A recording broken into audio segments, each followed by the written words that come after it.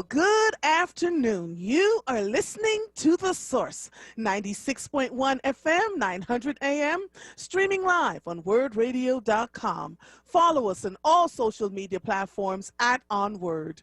215-634-8065 is the number to call in.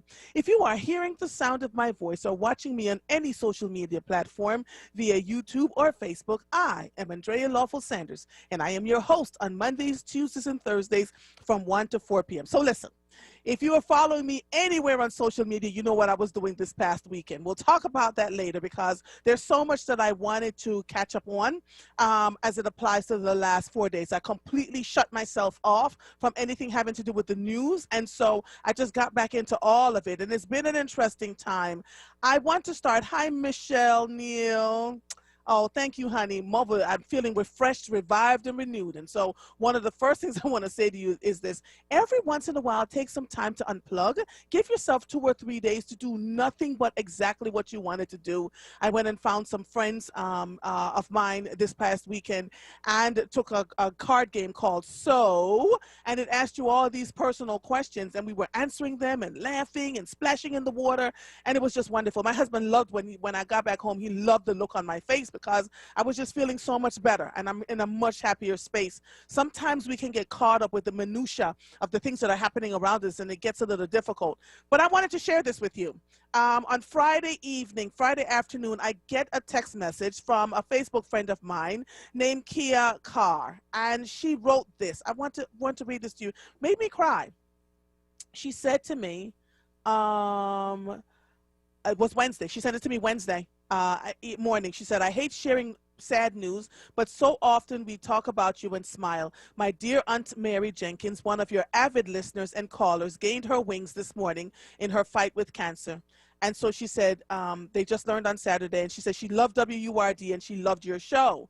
And so I called Kia and I said, who, and she reminded me, crossing guard, and just a really nice lady. She said, Miss Mary would call her and say, you listen to Andrea, listen to what she's talking about today. And so it's nice to know her funeral, the celebration of her life, is going to be Saturday, May 1st, Greater Canaan Church of God in Christ. And so I just wanted to say, you know, she said she was from Winfield, PA, Philadelphia School District Crossing Guard, and her memorial services on this Saturday. And so when I heard this, I immediately thought about all the people that listen to this radio show that I have no idea. Some of you've never called in, and I'm meeting folks in the strangest places. So I was in the airport yesterday morning, coming back from parts unknown, and this woman, I mean, I'm sitting in the terminal. I literally had my mask on, my PPE shield, the whole 9 yards. She goes, Andrea Sanders! I looked over, and it was someone that I had interviewed on this very show some months ago, right? And she just got so excited, and we were talking, and the people were looking in the terminal like, who are you? I'm like, child, I'm just Marvel. And so it behooves us to treat people well wherever we are, wherever we go, and whatever we do. You may not always agree. You hear me say this all the time. We don't always have to agree, but we can treat each other well with a modicum of decency. And so this woman had this this man that was sitting next to me in the plane. He was like, so who are you again? I said, I'm just a sister who has a little radio show in Philadelphia, and we got to talking and laughing and kikiing. And, you know, you still see people out here, you know, the airlines are telling you, wear your masks, put on your gear. You know, folks are not wearing their masks. It's just terrible. If you do not want to catch the COVID-19, even if you're vaccinated, please wear your stuff properly. I have to think about not only my own health and well-being, but that of my husband, who, you know, I wouldn't want to bring anything back to him. Where I was wiping down everything before I sat in it. People were looking at me like I was crazy, but I didn't care. I absolutely didn't care. So to Carol and Margaret, thank you, my high school friends. I really, truly appreciated all of you and the time that we had, and it was just wonderful. And to Miss Mary Jenkins, thank you for loving on us while you were listening to WURD Radio. I hope your family understands how special you were to us here, and that now that you have gained your wings, we'll always keep you in our hearts, all right? Okay, I am going to move on a little bit now and talk to you about something. Maurice from North Philadelphia sent me a couple of emails, and I've been reading them. I actually didn't open them up until this morning, Maurice. I got to be honest with you because, again, I shut down for the whole weekend to get myself together. And when I landed in Philadelphia yesterday morning, I immediately changed my clothes and went on an 11-mile hike. So I walked 11 miles, and my body is telling me off in 5 languages, I'm telling you.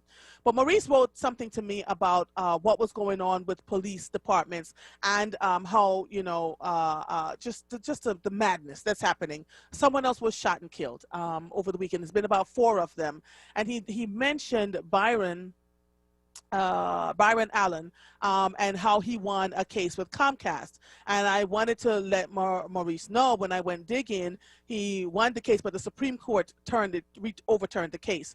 And what he ended up doing was settling with Comcast, who eventually gave him some of the channels that he wanted, right? So he withdrew his suit from Comcast after they agreed to pick up some of his TV channels.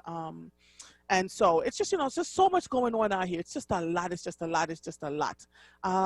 This man that was a family of Andrew, a black man who was fatally shot by authorities in North Carolina, are planning to watch body camera video of the shooting today, although their attorney said nothing is guaranteed. The lawyer, this was written by Kathy Park and Tim Stello from NBC News. The lawyer, Harry Daniels, said he was hopeful that relatives of Andrew Brown Jr. and their attorneys will review video today that shows the deadly encounter between Brown and Pasquantock County Sheriff's deputies.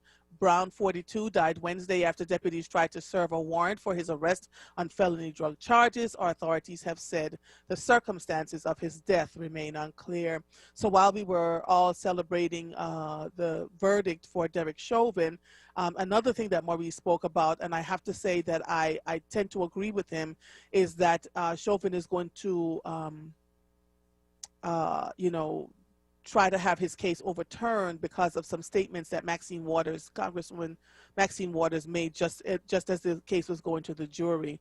And so, you know, constitutionally, he's going to say that his constitutional rights were not upheld, et cetera, et cetera, et cetera. Now, it may not work, but what I want you all to know is that he is going to try to have that conviction overturned. And so while we're celebrating a jury finding someone who, you know, quite literally killed a man in cold blood in broad daylight, so much so that his own police officers in his own police department turned against him and said this was not right, you start to see more things happening. And so we have to really continue to pay attention and know exactly what it is that we're doing, how we're moving, and understand that as the government here in these United States are trying to figure out how to reimagine how police departments work, it's not going to change overnight, and we cannot expect miracles. What we can do is continue to pay attention to what's happening around us, know the spaces that we're going to be in, understand the towns, understand the laws, because the laws in Philadelphia is different from the laws in Delaware, different from the laws in North Carolina. And so we don't want to assume that the laws that work here are the same laws that work wherever we may go. And so when we travel especially, we have to be in particular careful about what we're doing. Black and brown lives are still at stake here. And so then I went back and I took a look at shot to death by police by race from 2017 to 2021. And quite frankly, it's more white people are being shot and killed by police officers. Let me see, in 2020, 457 white folks were shot and killed by police. And on that same thing, it was 241 black folks that were shot and killed. And so what the argument around that is there are still so many there are less black folks than there are white folks, and yet we're still catching up to them in terms of people that are shot and killed. And so we have to just pay attention and look at what's happening around us, all right? So we have a really full show today. If you want to call me, I'm going to suggest you do it now, 215-634-8065, and I'll find ways to interject and have the WURD listeners call in around the different guests that we have showing up today. But when I say a full lineup, and it's really good stuff, right? So I absolutely cannot wait for that. Let me see. Okay, Washington Post said this. Ben Guarino wrote this on April 26th, which was today. More than 94 million Americans are fully vaccinated against the coronavirus. Despite so many invigorated immune systems, the populace still needs to keep wearing masks, public health specialists say. The country is not yet so protected it can forego face coverings. Case counts have spiked in some hot spots. Meanwhile, it is clearer than ever that masks protect wearers as well as those nearby. Masks are one of the best interventions that we have to prevent viral transmission from one person to another, said Lisa Maragakis, an infectious disease epidemiologist at Johns Hopkins University School of Medicine. And so she's absolutely right. But the newly vaccinated would be forgiven for giving their masks a second look. In the first wave of vaccinations, after the Food and Drug Administration authorized the Pfizer vaccine in December, even frontline healthcare workers had these kinds of questions. I was caught off at guard at the beginning, Maragakis said. My own colleagues started saying, I'm vaccinated. Let's roll back all of our policies. And it's been very difficult to hold the line and say, wait, wait, wait, it's not time yet. In places like Florida, the governor has declared that restaurants can now be at 100% capacity. And when you look at some of the restaurants, they're doing what the governor asked, and those are the restaurants that I will not be eating in. And then there are other restaurants who are still doing their social distancing and people are wearing their masks, that kind of stuff. So as adults, even when you're fully vaccinated, I want you to make cognizant decisions that may impact you and the people that are around you, especially those who are not yet vaccinated or choose to not get vaccinated at all. That makes sense, right? In March, the Center for Disease Control and Prevention issued guidelines for what fully vaccinated people can do. Some restrictions were loosened. People who are fully immunized can socialize with each other, ignoring masks and physical distancing. It is also okay to relax those precautions when meeting with non-vaccinated, low-risk members of a single household. But in public, everyone should continue to wear their masks, the agency said. Those guidelines are absolutely appropriate for this moment in time, says Megan Rainey, an emergency medicine physician and professor at Brown University. There just aren't enough of us who have immunity yet for it to be safe to take the masks off in public. So I wanted to give you that piece. Let me see. And then, Lord, I can't even. Courts and law. Michael, hold on. Maurice. Hi, Maurice. How are you? Oh, my Lord. Look at all these people. Maurice, how are you? Hey, sister. How's the sister? I'm good. How are you? Good. I sent you the email because I wanted you to parallel of the criminal case and the civil case. Mm-hmm. And my question to you, how many black men is on parole or in jail? Child. Too many to count, right? Yes. By the Constitution, we only what they call slave laws. Mm-hmm. We're slaves. Because if you are defendant in the criminal system, you lose your constitutional rights. Mm-hmm. You're back underneath the slave laws. Mm-hmm. And what I wanted to show you was how Byron Allen, in his defense, mm-hmm. he won half his case. The mm-hmm. other half went to the Supreme Court. Mm-hmm. The Supreme Court remanded back down to the Ninth Court. Mm-hmm. When they remanded it back down, Comcast hurried up and settled with him mm-hmm. because they didn't want the Ninth Circuit to remedy a constitutional issue, mm-hmm. which Byron Allen would have won. Mm-hmm. Now, the question is, if you've seen what Chauvin lawyer done and judge done, they mm-hmm. gave Chauvin it's called cognizable constitutional issue. Mm-hmm. And it was the judge that raised the issue himself. Mm-hmm. So now, when you go to jail as a defendant, mm-hmm. many of the black kids and black men in Pennsylvania put things into the courts. But the court's not going to accept your appeal unless it's a constitutional issue. Mm-hmm. And if you don't know the law, or you don't have the money, the wherewithal to be able to defend yourself, mm-hmm. and you become a jailhouse lawyer, the first thing you have to do, you have to go back to the Constitution. Mm-hmm. The Constitution is what governs us here in this country, and we don't seem to understand that. Yeah. And that hurt us as a people. Mm-hmm. So, therefore, we stuck into the prison system because we don't have the right information or have the money for the right defense. Mm-hmm. Mm-hmm. And this what we face it. And then another thing is, Chauvin, for every 2 years he do on his sentence, the state take away a year. Mm-hmm. This is why they asking him to be sentenced outside the guidelines, because say he get 20 years.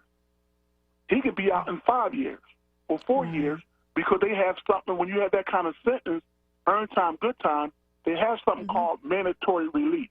Right. And the state automatically release you. That way you don't have to go to the judge no more. You don't even have to see the parole board. This is what they scared of.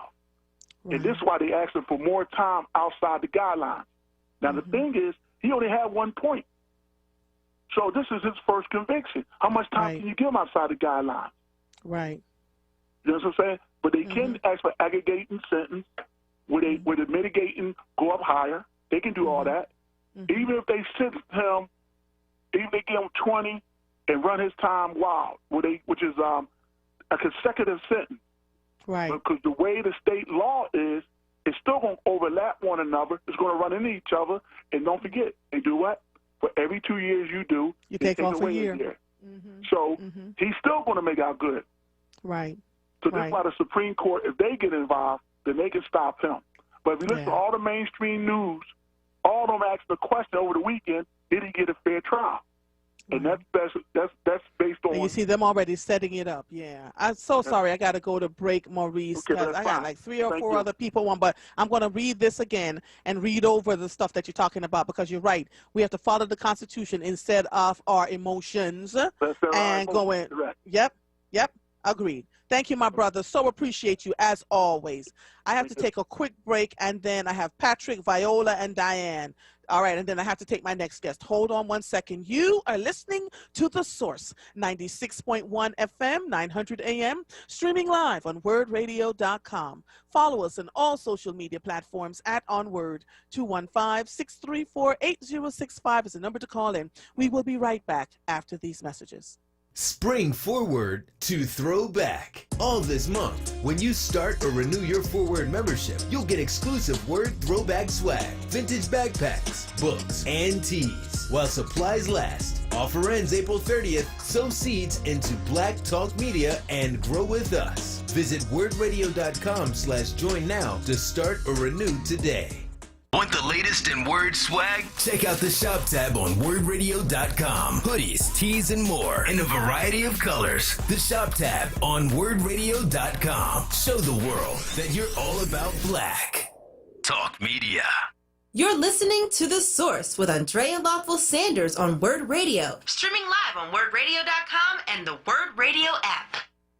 Welcome back to The Source. Before I take in Rhonda McCullough Anderson, I can't wait to have this segment. So every last Monday of the month, Rhonda and I are going to talk about issues as it applies to the law. And let me just take these quick callers, and then I will pull her in so that we can have this dialogue. All right, quickly now, because this is Rhonda is juicy, honey. Patrick from New Jersey, how are you, sir? I'm good. How you doing? I'm good. What can I do for you? Well, you were talking about the, the vaccinations and the masks, and I just wanted to make a comment that, in the, prior to COVID-19, there was many peer-reviewed studies on the efficacy of masks due to viral transmission, and no studies found any efficacy for a face mask, especially a cloth face mask, stop the viral transmission.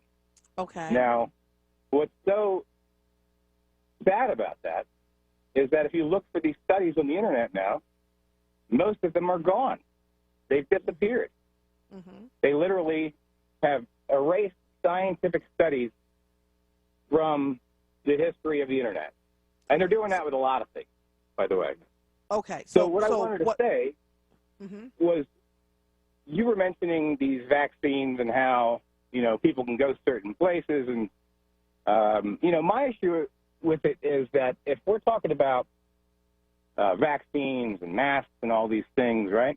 And if let's say a person doesn't have faith in the medical system, and it seems the people that have the least faith in the medical system are black men. Okay. And they're the highest percentage of probably unvaccinated people, correct? I don't know that to be true because I spoke to quite a few black men who said that they did get vaccinated. There are some, I know some who refuse to get vaccinated. I do know them too. So what I want to extend this to is that discrimination based upon a vaccination is discrimination, no matter what. And giving the government the ability to discriminate based upon who has taken a shot and who has not, especially when the ability to lie about such a thing is so easy to do for people who are wealthy, is going to create another level of discrimination for black people. And I think that only time will bear out what you're saying. Let's see what happens right here. Now. Well, look, you can go to the LA Dodgers game. There's a vaccinated section where you can be unmasked, right? You can go in certain restaurants and eat, right? Yeah. Doesn't this remind you of anything? Yeah, it's an interesting time. Based upon science that is unproven. Based upon science that has no long-term studies. So what are you saying? That you don't want to wear them? What I'm saying is that it's very dangerous to allow health care to start discriminating against people based upon what they choose to do with their own bodies. And that our own choice to do with our body as we wish should not ever be able to be discriminated against. And that actually is against the Roe v. Wade decision, because people are not allowed to use people's decisions that they make with their own body to be discriminated against with. So let me say this to you, because so let me say this to you. In one sense, I absolutely agree, and I got to take these other callers because I have another guest on that I have to talk to. In that you can't go to the European nations now without showing your vaccinations. They're only going to allow you in certain places without your vaccine cards. There's some employers that are saying if you're not vaccinated, you can't work. And I get it. I can't get into the vaccine cards. $1,000. You want to buy one? No, sir. Goodbye. No, I'm saying Thank you. I do get what you're saying. I do get what you're saying. And they have been talking about it. But thank you so much for calling in, okay? We'll talk soon. Yeah. All right. Bye-bye. All right. Here we go. Viola, quickly, my love. Quickly. How are you? I'm great. How are you? Child, it's starting already. Now you know mother. Your long-deserved trip, and I'm leaving on Sunday, May the 2nd. I'm going out west, but I'm not driving this time. I'm flying because I need to be back by a certain time. Right. But I just want to let you know that I enjoyed all your pictures and everything. Thank you. They were just fantastic. And it's just something about trees.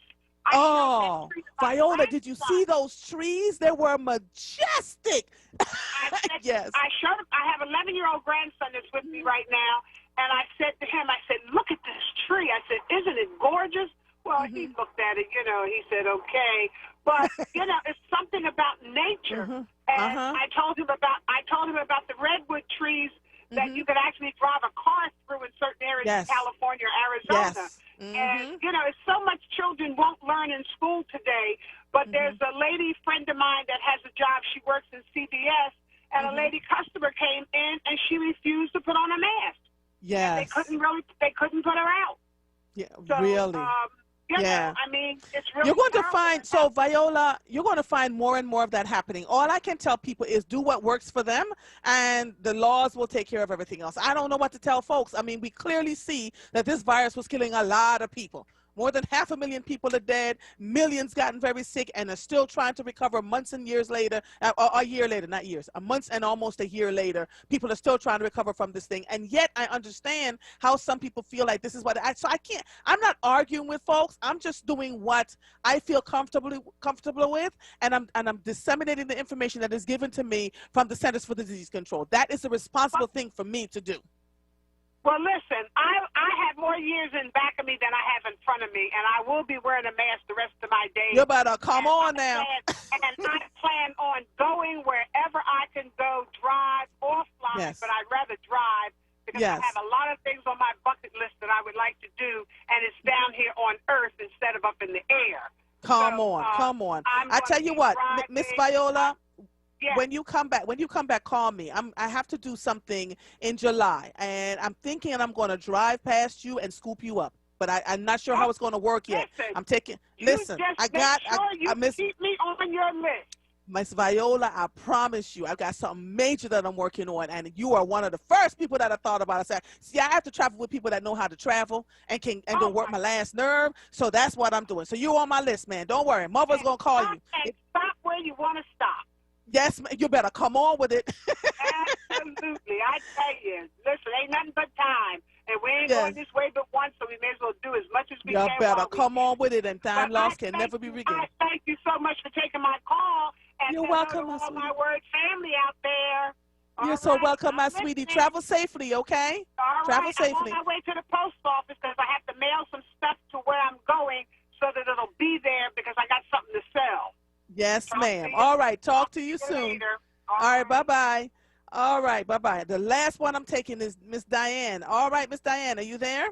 Yes, Mother. I love you, and I'm going to be real quick. Yes.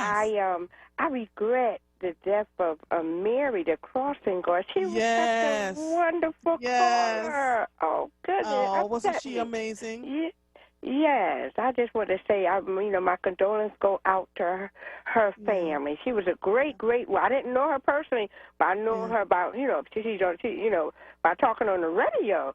Yes, and I found out that she was listening to my show every day and calling her niece and was like, did you hear what Mother said today? See, you just don't know. You don't know how you're impacting people, right? Oh, yeah. So that was pretty good. That was pretty good. All right, my sister, I got to go.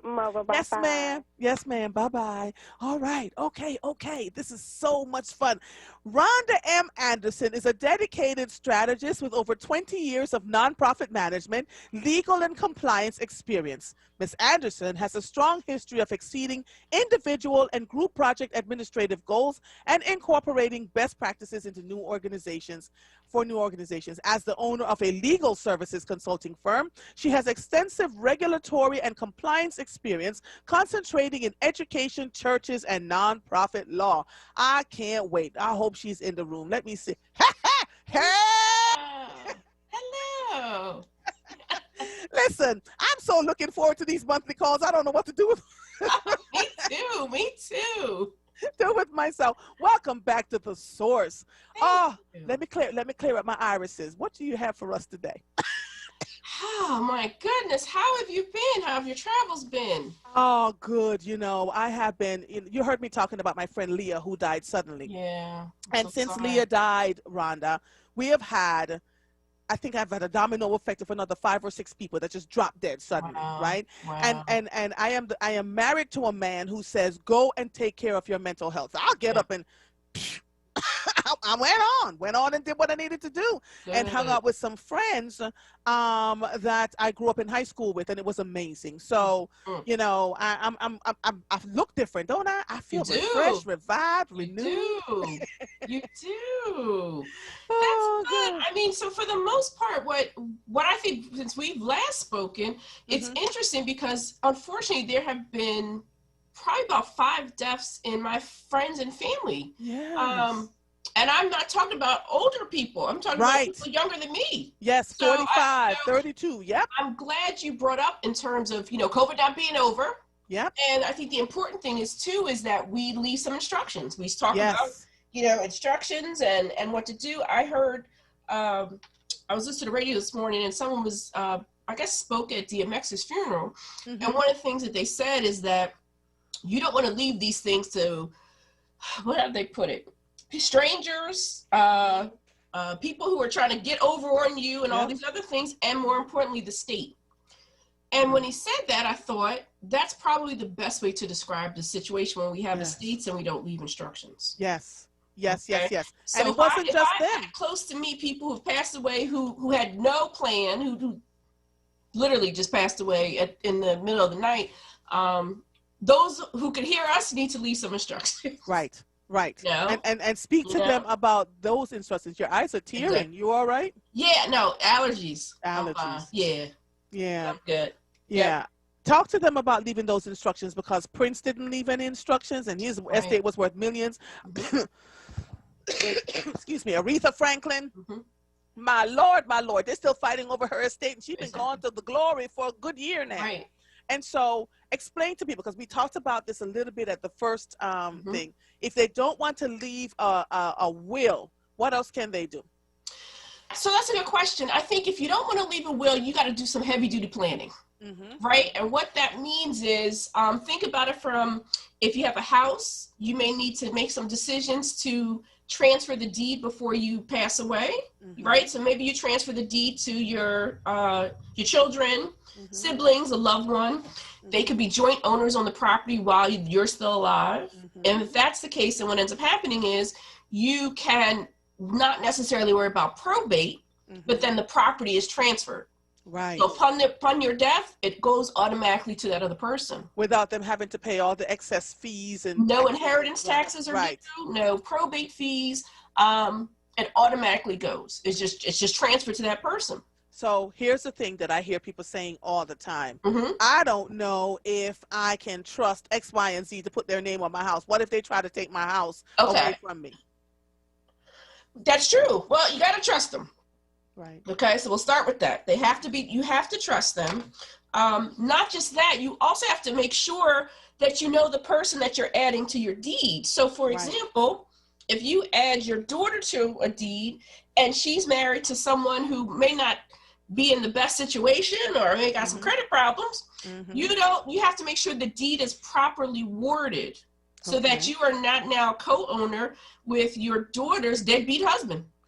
Come on now. So, all right. So talk to me about the deed being properly worded. Oh, somehow I went off video. So the deed has to make sure that, and this is why you can't do it yourself, right? I know it's tempting to try to draw it up yourself and go online and just copy another deed. Right. This is where we run into challenges. Right. So the deed has to be titled what's considered joint tenants with right of survivorship. And what that means is you and I are joint owners. If I pass away, the property automatically vests to you. If you pass away, the property automatically goes to me. When people are married, that's a given, right? So that's just a given. But if we're not married, we have to be very specific in our deed. If that language is not in there, what ends up happening is, if I pass away, that means my share goes to my estate. It doesn't go automatically to you. Right. And when you will own the property with my deadbeat husband. There you go. There you go. There you go. And that's what a lot of people don't understand. When you say my estate, explain that in more detail for folks. Because they're like, I don't have much money and I don't have no estate, but that's just the language, right? That's being used. That's just the formal language of what I'd like to call your stuff. Yeah. Okay. So it's your stuff. So what's your stuff? You may own a house, you may own a car, a bank account. You may have treasured items, whether it's artwork, jewelry. You may have an interest in a business. So this is your estate and this is your stuff. And this is what you have to leave instructions for when you're not here. And that's the challenge, is that we get caught up in thinking that the estate is this large thing that's usually not with people who look like us. But that's not true. We leave stuff, and then more importantly, we a lot of times leave children who need to make sure that our wishes are taken care of for our loved ones. Yeah, my friend Leah, who just passed away, left a car, her house, and everybody's trying to figure out about, again, because she didn't think she was going to die. 2 weeks after her birthday, right? And she was in her 40s. And so what can young people do? So let's say you're in your 20s and your 30s and you bought a house and you have property, because our young people are doing more.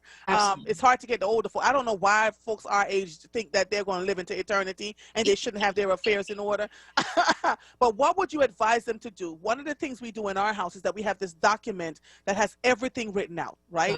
This is where you find this. This is where you find that. And I made sure a copy of that document goes to, we have 2 sons. We have 4 sons, but there are 2 of them that we trust to handle our affairs, right?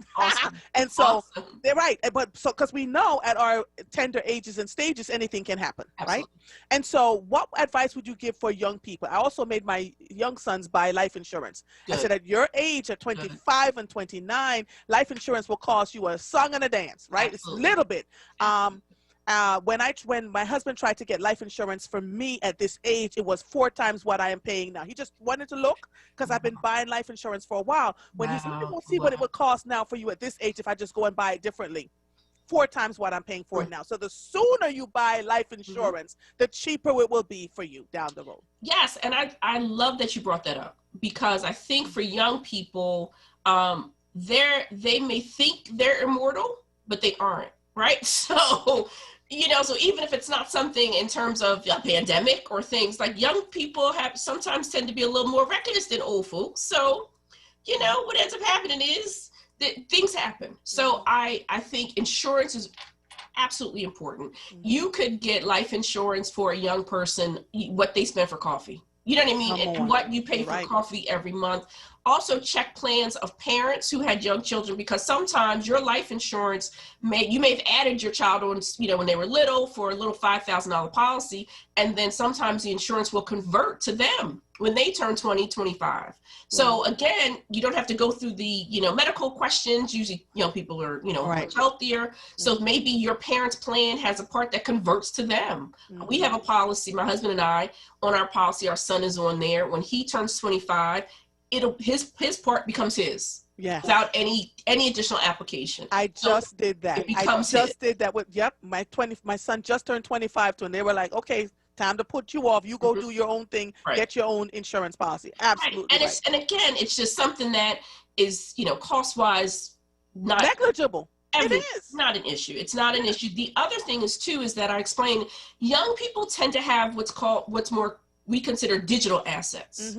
So digital assets are, when you think about it, your passcodes to, your iPhone, your Facebook, your Netflix passwords, that's like currency, Netflix and Amazon passwords. So those are things that you want to make sure that if you have a will, language is in your will, young people included, that your executor, who's the person who handles your estate, can have access to it. Your online banking. The reason why I bring this up is because I have a estate where a gentleman passed away. His sons were now attempting, he had no will, let's start with that, attempting just to get into his iPhone, just so they could, because that's where all his information was, passwords, everything. They reached out to Apple, and then they just wanted pictures of their father, was all on his phone. Apple said they couldn't access the phone without a subpoena. Wow. So now you're grieving. Now you're dealing with just trying to just get stuff that, just part of your estate again. Had he had a will that included information that says, my executor could have access to my digital assets, Apple would have unlocked the phone, downloaded everything and sent it. So it's little things like that we take for granted. And that's something we don't have written in our will. Right? I made sure that my sons had access to passcodes and stuff like that, the oldest one. Right. But didn't think about it because he may have lost it because, he'll come and go, Mom, I can't remember what son, write this. And then we have a million passcodes. Everything is passcodes. Yes. So that's the other thing, trying to keep up. Yeah. But what you don't want to do is have your loved ones mourning, grieving, and then trying to figure out your hunt. Trying to get to your stuff. So the good thing is leave detailed instructions, so that they don't have to deal with that during the time of grieving. Wow. All right. I am going to take a quick break. And when I come back, I want to ask you, what can parents do about children who are waiting for them to die to get their assets? That happens quite a bit in these Wakandan streets. Absolutely. But I'm going to let you hold on to that. Okay. You are listening to The Source, 96.1 FM, 900 AM, streaming live on WURDradio.com. Follow us on all social media platforms at onWURD. I'm so in the zone. 215-634-8065 is the number to call in. We will be right back after these messages. We are people of resilience, so let's protect our lives with vaccines we can trust. We can do this. To learn more about COVID-19 vaccines, visit cdc.gov/coronavirus. Brought to you by the U.S. Department of Health and Human Services. Hi, This is Samantha from Leo's Apparel on Germantown and Lehigh Ave. Open from 9:30 to 5:30 Monday through Saturday. We have the hottest selection of boys' dress suits and casual sportswear for boys sizes 2T to 20. Men, let me tell you, we got in a large shipment of straws from Stetson. We have new linen and dress suits. Biggest selection of Stacy Adams shoes. Get an extra WURD 10% discount. The Black Words Book Club. WURD Radio's monthly conversation on books that explore the African American experience through social, economic, and environmental justice issues. Tune in the second Tuesday of every month on Evening Words with Nick Taliaferro, 4 p.m. till 7 p.m. The next book for May is Living in Color by Tommy Davidson. Be sure to listen live, as Nick Taliaferro will hold a contest for a giveaway book bundle that consists of 4 titles from Kensington's Defina's Authors of Color's newest release. Don't miss it. Tuesday, May 11th on Evening Words with Nick Taliaferro. Attention for WURD members. Get your copy and receive a 20% discount when you purchase at Harriet's Bookstore or Hakeem's Bookstore. For more information on the Black Words Book Club, visit wordradio.com. The Black Words Book Club is sponsored by Defina. Defina is an imprint of Kensington Publishing Corporation, America's independent publisher, concentrating on authors of color. You're listening to The Source with Andrea Lawful Sanders on WURD Radio. Streaming live on WURDradio.com and the WURD Radio app. Welcome back to The Source. Oh, my Lord, my allergies are kicking in. My eyes are...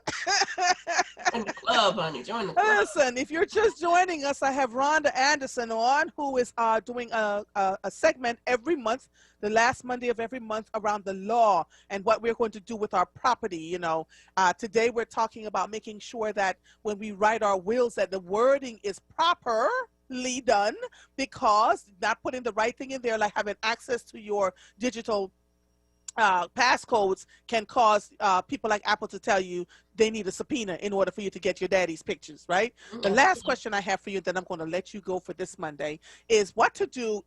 I've listened to parents who say, I know my child is just waiting for me to die, and I don't know, and they keep asking about my will and that kind of stuff. How can a parent protect themselves from the child who is a leech? Well, here's what I say. Every parent knows their child. Right? So you know, if you have more than one child, you know which one is the responsible one, you know which one isn't. Yep. You also, so don't kid yourself, you know your children. Okay. You need to make sure that you appoint someone that you trust. Sometimes it's not your child's.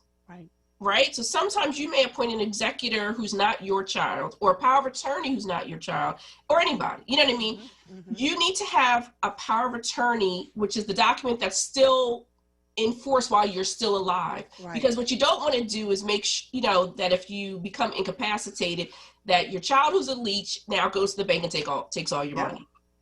Okay, so you got to be honest with yourself first, and then second, make sure that these documents that you have, if your child is not the one that you're either leaving stuff to or in charge of stuff, that the person who is that agent for you knows where everything is, and preferably has the documents themselves. Okay. Right? So that the documents don't have to be left in the house with, so if you're concerned that, Junior's going to come and start messing with stuff, make sure whoever is in charge has it where they live. Right. And then in terms of, and I just had to unfortunately advise a client of this, I have an older client who has 4 children, one of whom is responsible. Right. So the responsible one had enough sense to get mom a will, which she did.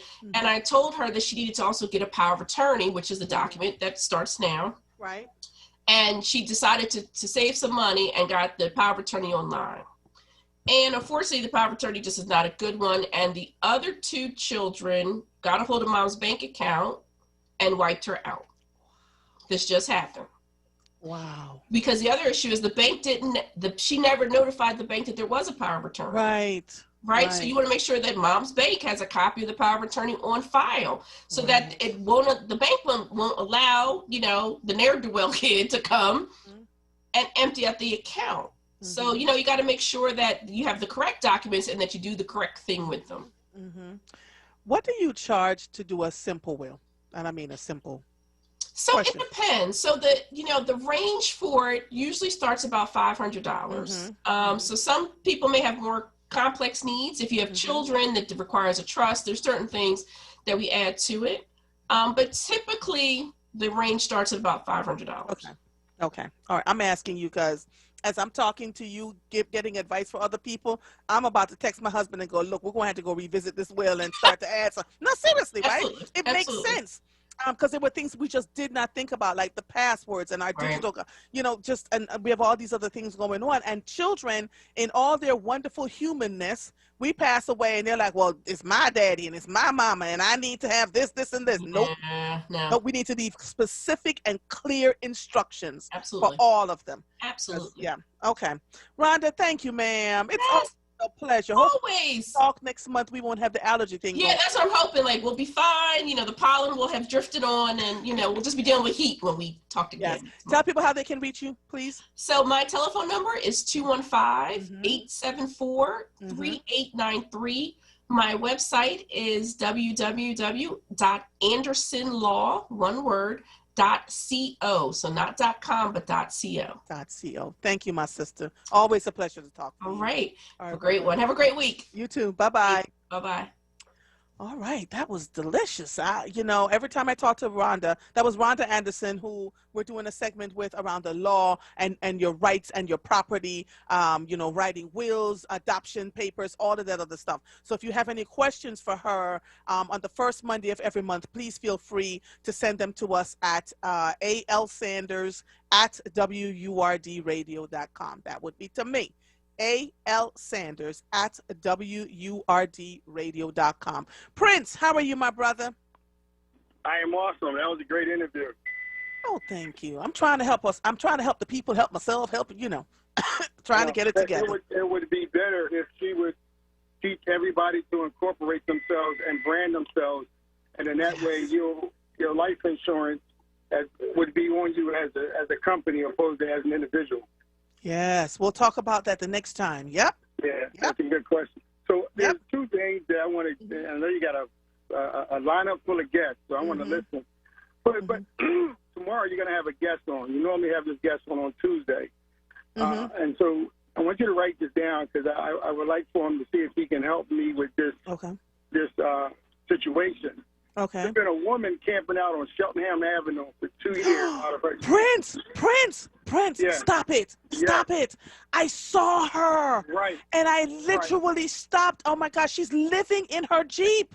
Right. And so I want the pastor, since his football field and soccer field is right where she is living at, I want the pastor to see if he can go and knock on the door and see if we can get her some help, because when we were through the snow this winter, she had the lights on internally inside of there.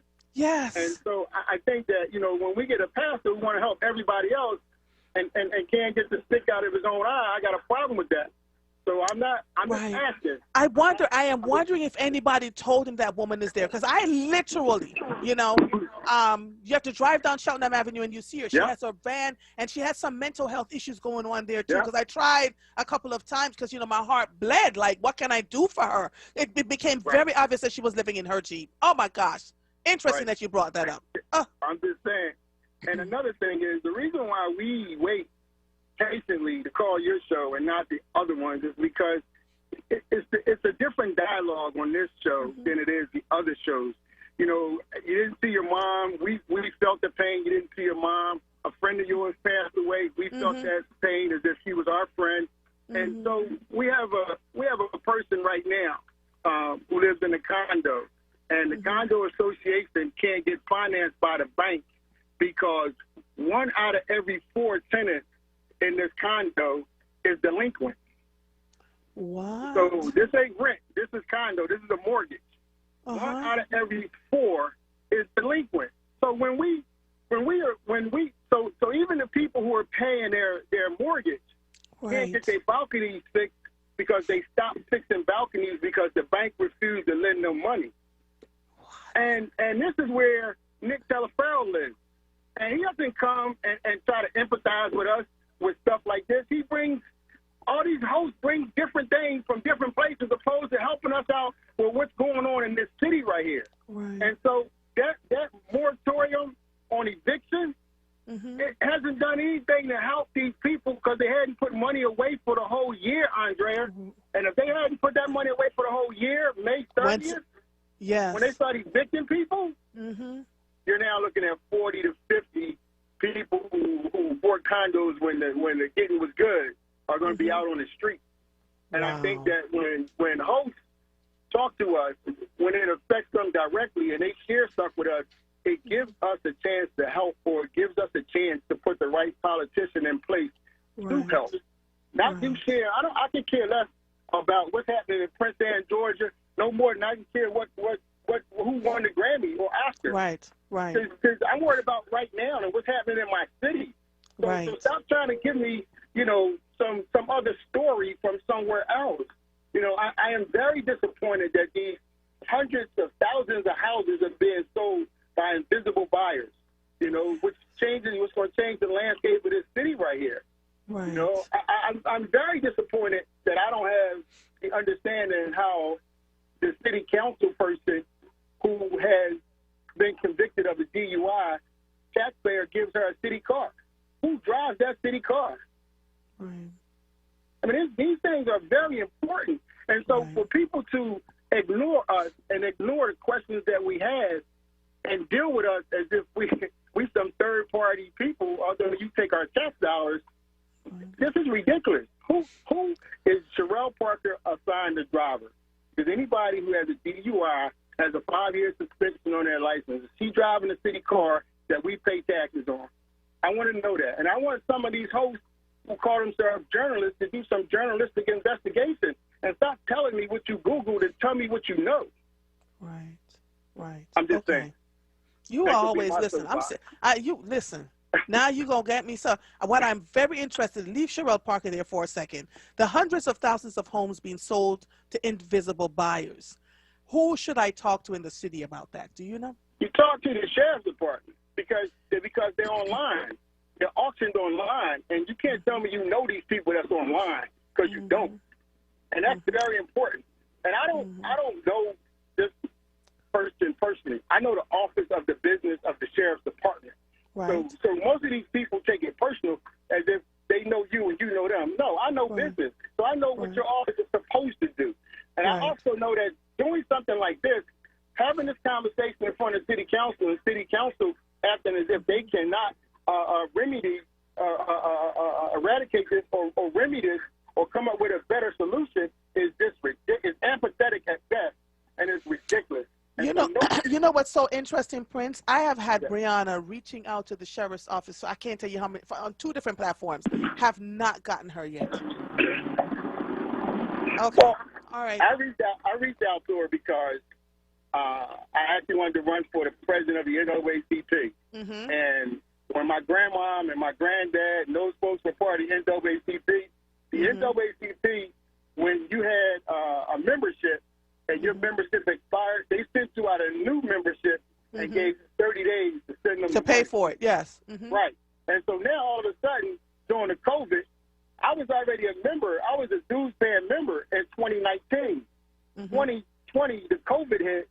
I make mention that I'd like to run for the president of the NAACP, thinking that I'll be a great candidate, at least giving people a chance to vote, since the state had taken it over and taken it away from our previous person that was head of that position. And I get this bureaucratic response. And so, I didn't get the application, nor did I get a chance.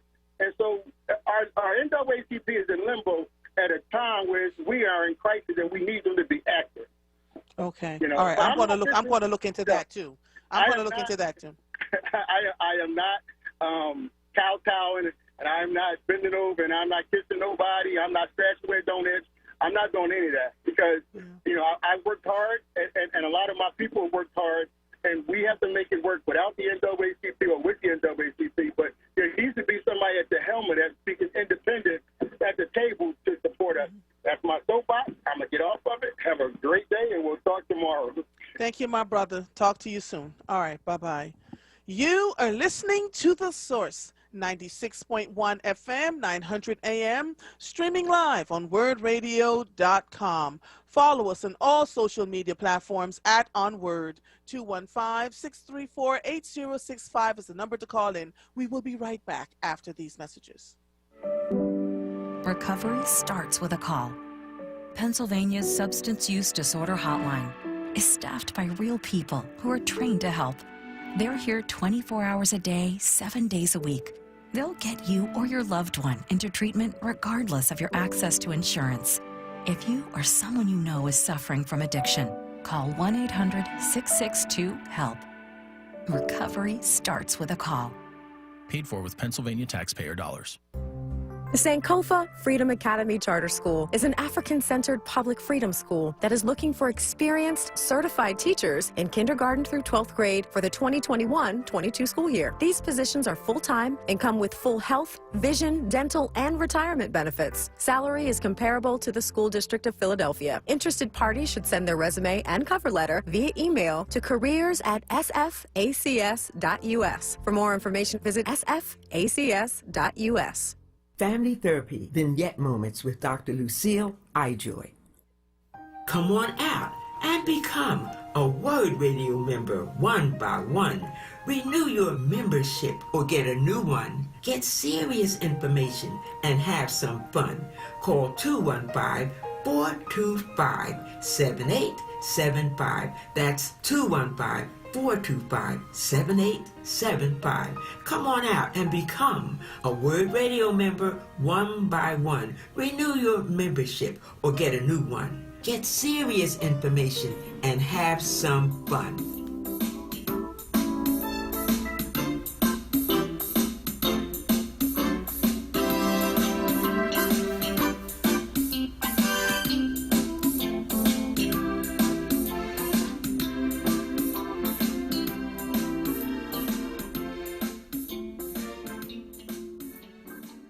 This is not a fad for us. We will not resume our regular programming when things die down. We're not black to help our bottom line or because it's politically correct. We're not joining a fight. This has been our fight, our message, our people. Black lives have always mattered here. We are undeniably, indefatigably, unapologetically, permanently Black Talk Media. WURD.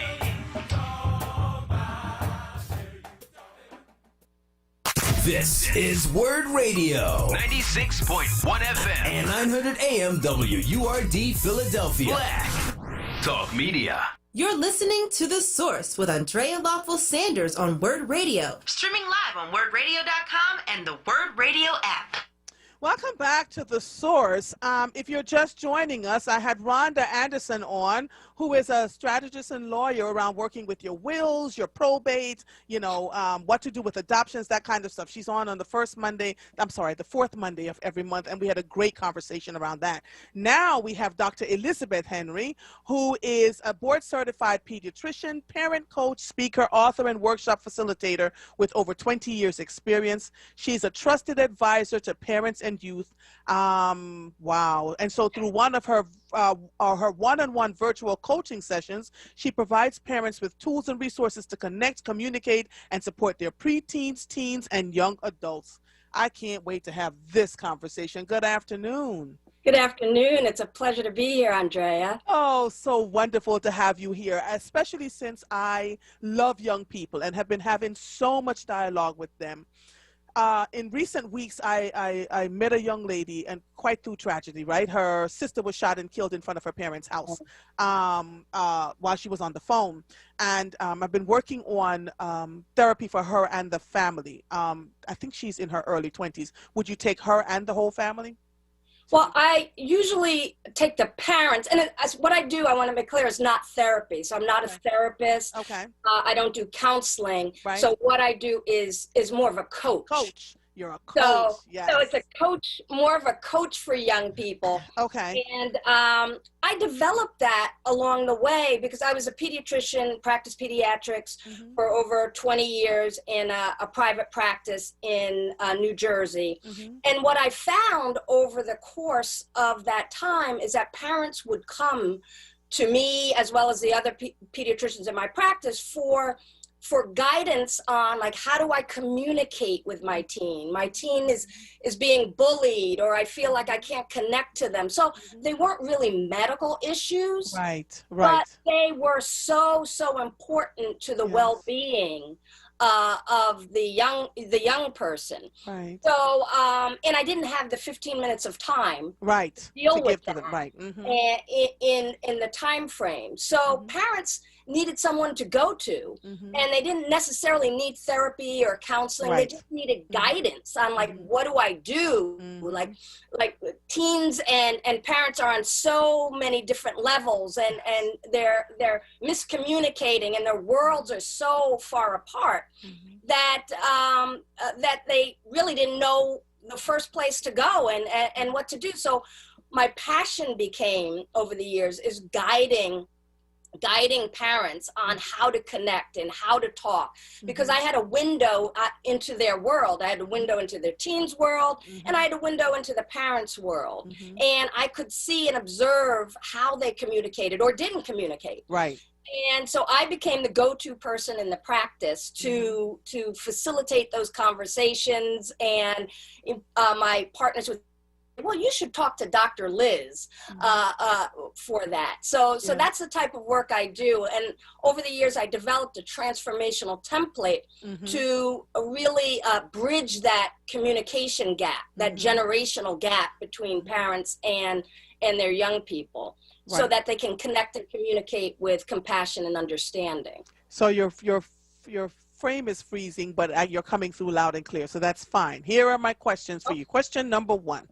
We're just coming out of COVID. I, like you, I do some coaching, not on your level though. I have some parents that I've been coaching who are leaders in industry and business, and then they asked me to coach some of their young daughters who are 12. They're all like 11, between 11 and 12. So yesterday I went to do a little bit of coaching with a couple of them, and I have this question for you as it applies to parents and their children. COVID just happened, right? And one of the things that I'm finding, they were so bored out of their minds, like, oh my gosh. And they began depending on social media for certain things and would let certain things slide, right? You know, they were just in another zone. What advice do you have for parents in bringing their children back to a place of normalcy after all of that? Well, one of the things, the tips is to really use this time to get to know your teen, and really take advantage of the opportunity. Because before COVID, we're all running around and we're doing our own things, and we're taking our kids to I have a 23-year-old daughter, so I've gone through the process, and we're shuttling them here and there, and trying to manage our lives as well. And so this is the time where you can actually sit down and listen. I think that's so important, and that's like one of the top things I talk about in my book that's coming out, is listen to your teens. And we all think we listen, and we all say we're good listeners, but they really don't teach us, unless you're in communication or a social worker. They don't teach us how to listen, and we think we're listening. Yeah, Dr. Liz, you're right on target, right? I have a 25-year-old who had a friend who committed suicide in Abington recently, about a couple of months ago. When I asked him, he said, "Mom, you all listen." He said, "Listen, not to rebut. Listen to fully absorb what we're saying to you." He said, "Because we give you clues all the time, the time." Right on target, Dr. Liz. So many children are in this anxious space, you know. The preteens, the teenagers, and even the young adults, the ones that were in 2021 all the way up to about 28, you just see them in this space of anxiety. The young adults are saying things like, "I graduated from college, I have this college tuition to pay back, I got a great job, COVID happened, bam, I have no job, what am I to do next," right? Here's my question for you, because I feel like there should be a you in every pediatrician's office. No, seriously, after they go to see the doctor, they should come to Dr. Liz to talk about things. I'm telling you. No, good. Yeah.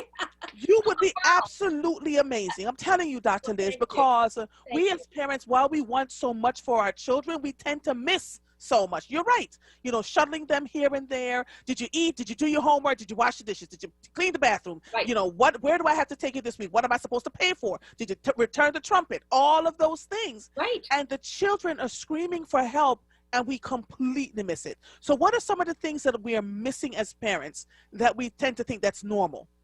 Well, I want to back up a minute and kind of dovetail on what you said, because what I find that we do as parents and as adults is and it's rightly so, we're preparing our kids for when they become adults or when they grow up.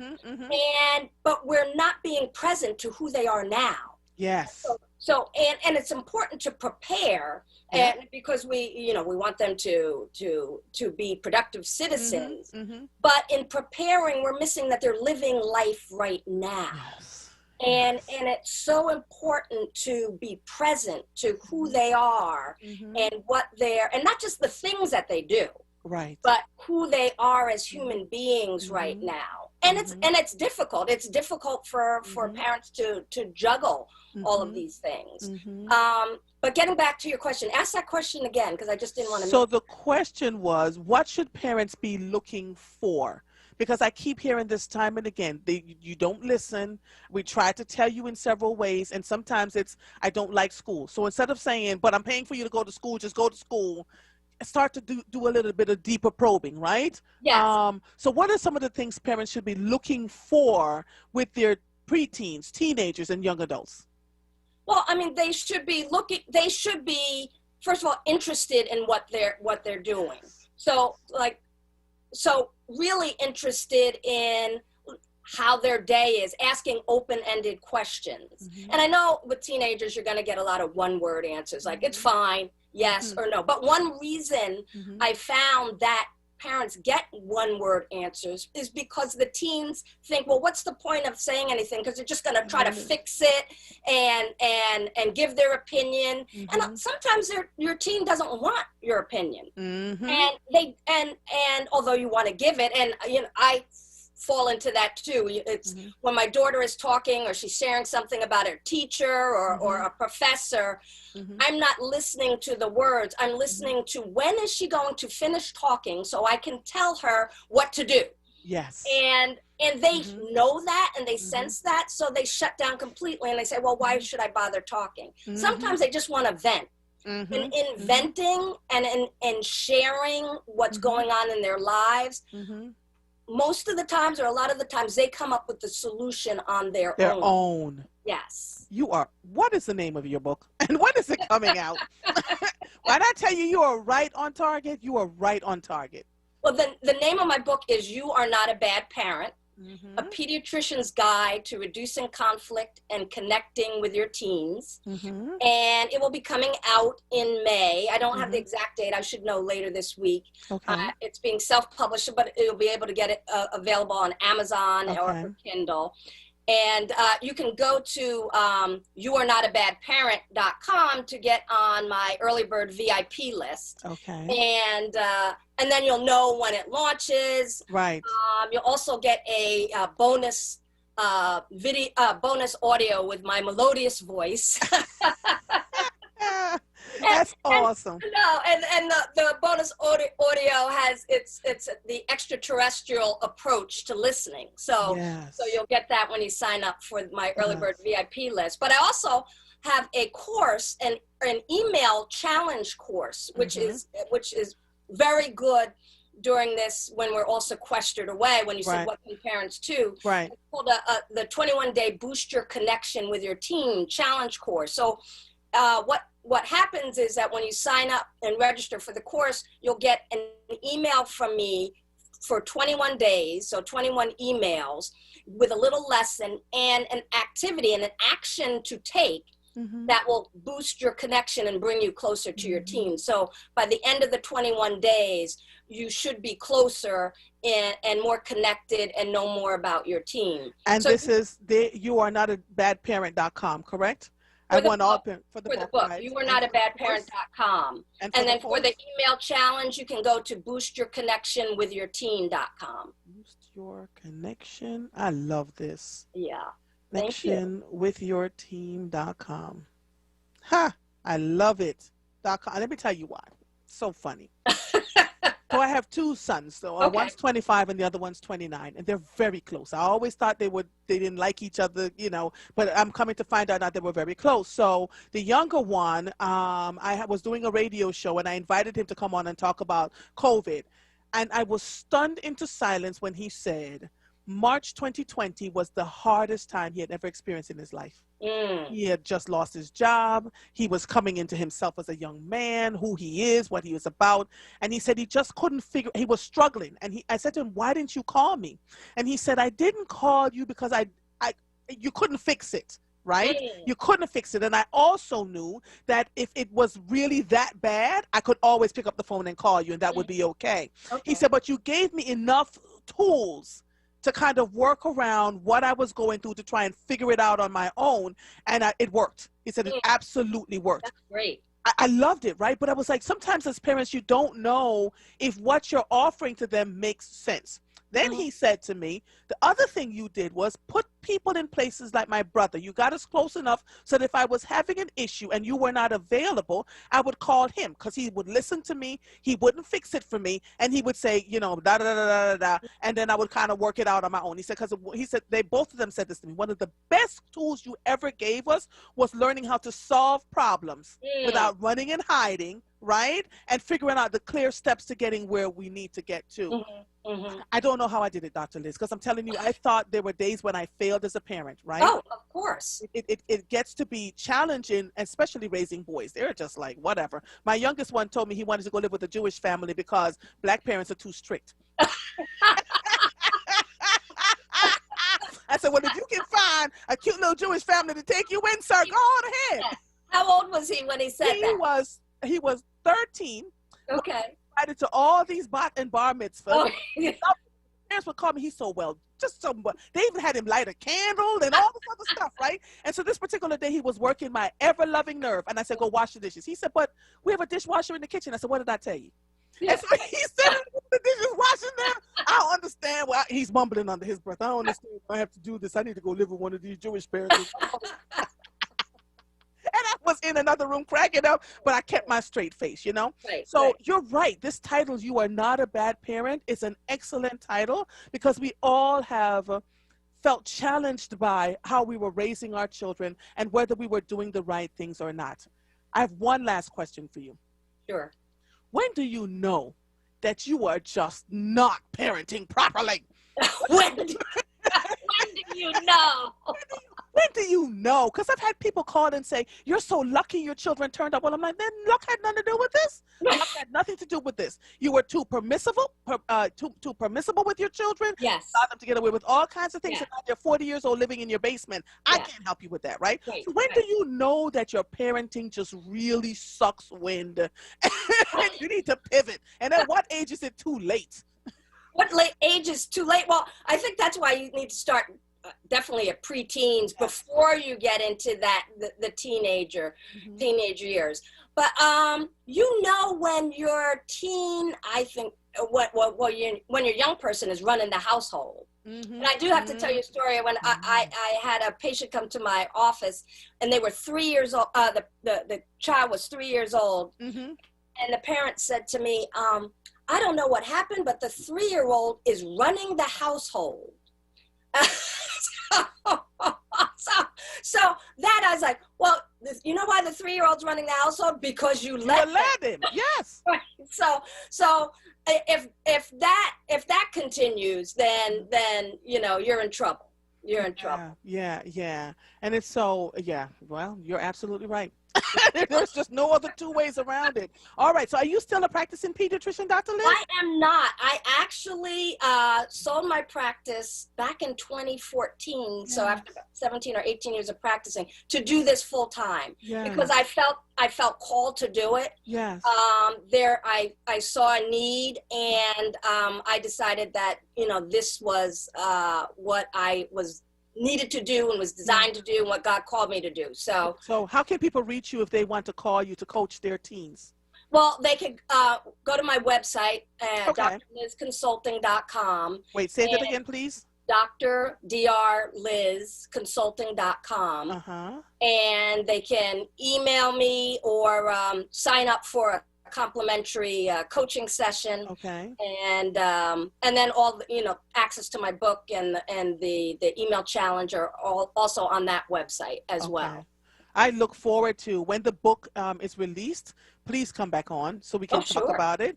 And look forward to people reaching out to you. This show does something like that for people. When they hear the guests, they reach out to the guests to talk to them. And I'm sure there are quite a few people who would love to have their teenagers looked at and to have that 21-day challenge, boost your connection with your teen. That's boostyourconnectionwithyourteen.com, correct? Yes. Okay. For the 21-day challenge. And then I have a Facebook page too, Dr. Liz Consulting. So you can like my Facebook page, and then you'll know what's up. All right, Dr. Liz. Thank you so much for being on with me. You're quite welcome. All right. Have a good one. Okay, Bye-bye. take care. Bye. Bye. Councilman O is in the waiting room. I'll get to him in 1 second. All right, Michael. Let me just Reverend Joe, you hung up. Call back, please. I did not forget about you. I was just trying to get to this guest. Reverend Joe, if you are there, call mother back. Happy to talk to you. And then the next person that you'll hear from is Councilman David O, who is going to be, there we go, who will be discussing his recent school board proposal. The bill would overhaul the current school board from 9 members, all appointed, to a majority elected board with 5 representatives elected from each part of the city. He believes this can be an important step in making the district more transparent and accountable to communities. I cannot wait to have that discussion. Reverend Joe, if you're listening, please call back in so that I can talk to you before I go to break. If not, I will catch you when you call back. Let me take a quick break and then we'll get back. The next voice you will hear is Councilman David O. You are listening to The Source, 96.1 FM, 900 AM, streaming live on WURDradio.com. Follow us on all social media platforms at onWURD. 215-634-8065 is the number to call in. If you are hearing the sound of my voice, I am Andrea Lawful Sanders, and we will be right back after these messages. Hey everyone, it's Michelle Obama, and I wanted to let you know that Barack and I couldn't be more thrilled that we got our COVID-19 vaccine. This is a deadly disease, and we know the vaccine will protect us from getting really sick.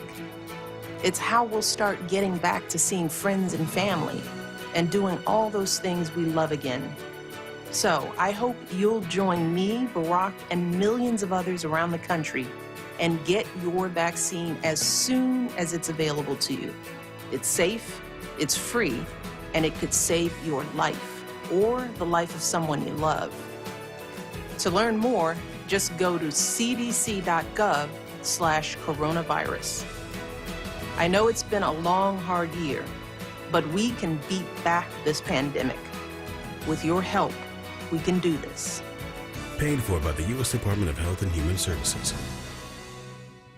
Hello, this is Councilmember Isaiah Thomas urging you to vote for Judge John Padova on May 18th to keep this distinguished judge on the Court of Common Pleas. In addition to myself, he is also supported by State Senator Tony Williams, as well as State Senator Vincent Hughes, Representatives Joanne McClinton and Jordan Harris, as well as former Governor Ed Rendell and many others. Judge Padova is highly recommended by the Bar Association and endorsed by the Black clergy, as well as a lot of our local unions. For fairness, equity, and compassion, vote Judge Padova for all Philadelphians. This is Judge Padova, and I approve this message. You're listening to The Source with Andrea Lawful Sanders on WURD Radio. Streaming live on WURDradio.com and the WURD Radio app. Welcome back to The Source. If you're just joining us, I am about to have a conversation with Councilman David O, who will be discussing his recent school board proposal. Councilman O, good afternoon. Welcome to The Source. I think this is the first time you and I are speaking to each other.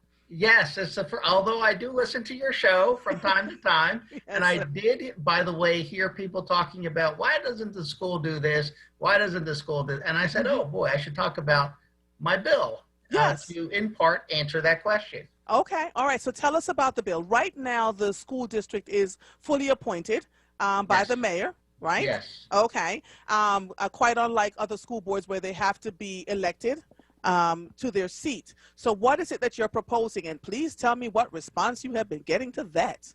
Okay, so The school district of Philadelphia is something that almost everybody is aware of. It is a very unequal school district. I always tell people that I could take a picture of a post office, the outside and the inside, and you would not know where I am in Philadelphia, because the outside and the inside of a post office looks very much the same and offers the same type of services. But that is not true with our public schools. If I take a picture of the outside of a public school and the inside, they are very, very different. And what is available in these schools as well, and the performance. We have had underserved schools, we've had poor performance in these schools, the same schools for decades and decades, and yet nothing seems to change. And so, yeah, the process has been since the 1950s that the school board is appointed by the mayor. There's a committee that basically would take applications and make recommendations, and the mayor would appoint from that committee. But the mayor would appoint 9 people to the school board. That was interrupted when the school system, the school district, was taken over by the state because our school district was broke, and we had the School Reform Commission, and they were also appointed. 5 members were appointed. And so now we're back to the system that we've had before, which is 9 appointed members, except that they are confirmed by vote of council. So what I see as a problem is that people all across our city, and particularly those in neighborhoods and communities that are underserved in this school district, feel that they don't have a voice, they don't know who to complain to, and they don't have someone that they really feel is accountable to them for the truth, transparency, honesty, accountability, and an ability to listen to what they want for their neighborhood. So that being the case, what I did was, and this is not the first time I've done it, the second time I've done it, I put together a reform of the school district that I believe will answer those questions in the best manner possible. So that means that the school board would have 4 appointments, 4 individuals appointed by the mayor with confirmation by council, but the other 5 would be elected, and the 5 would be a majority. Those 5 would come from 5 different regions or zones within Philadelphia, and then people would be able to elect a school board member. And I want to be clear, that school board member is responsible for the entire city's education. And the school board member is not the superintendent. They don't administrate the school on a day-to-day basis, but they do oversee the schools, its goals. They oversee the superintendent and all the programs. And now that school board member would be answerable, accountable to the people of that area. And so the city would be divided into 5 zones, and each zone would then elect their school board member, and that member would then work with the other 8 members of the school board to try to deliver to Philadelphia a fair and equitable, meaningful education and respond to what people want. So in theory, it all sounds good. Makes sense. Yes. So what was the response to this proposal that you had? So there's been not a lot of response because, and it's one of the reasons that I'm on your radio show, is because it has not been publicized. In other words, the bill has not been given one drop of ink in any of the major newspapers. There was a brief description of the bill, in Philadelphia Weekly newspaper, and I appreciate that. And that's so important because people don't know what they don't know. People do know that they are unhappy about the school district and what's going on. What they don't know is there is a bill that is going to go to committee that they could have input on. Yes, and they may say we like it, we don't like it, we want it a little bit changed. But at the end of the day, they will have the opportunity to weigh in on it. If they don't know about it, they can't weigh in on it. And if they can't weigh in on it, it might not make it out of committee. And they will never get a chance to vote on it. Yeah. When is it going to committee? So it is in committee, but I'm not calling it up for hearing. Okay. Because I have to get the word out. I have to go talk to communities and neighborhoods and especially people who feel that their schools have not served them well or are not serving them well at this time. Right. Amongst your council members, are you getting any support for it? Because here's why I'm asking you this. I have had a myriad of conversations with people who are just disgusted, right? I've talked to many students, spoken with many students who, if they're going to Central or science and, math and engineering, math and science, they're doing well and they're having a good conversation. I talk to young people from Martin Luther King High School who say they feel ignored. No one's really paying attention to them. And quite frankly, what you're suggesting sounds like a fair and equitable way to get more happening equitably across the school district. And yet, it's something that we're just now hearing about. Like when your person reached out to me, I'm like, of course we want to talk about this, right? This would make sense. I sat on a school board for 8 years, so I totally understand what you're talking about and what is required. But why would this not get a drop of ink? How long have you had it in committee? So it's new. Okay. So I only introduced it. I think it's been about a month and a half. That's not new, Councilman O. It's been 8 weeks. Yes. Right? Yes. And I'm just now hearing about it. Thank you to the person who reached out to me, because these are the things that I want to inform people about. Yes. And let's see if we can get you some more ink on this, shall we? Because thank you very much.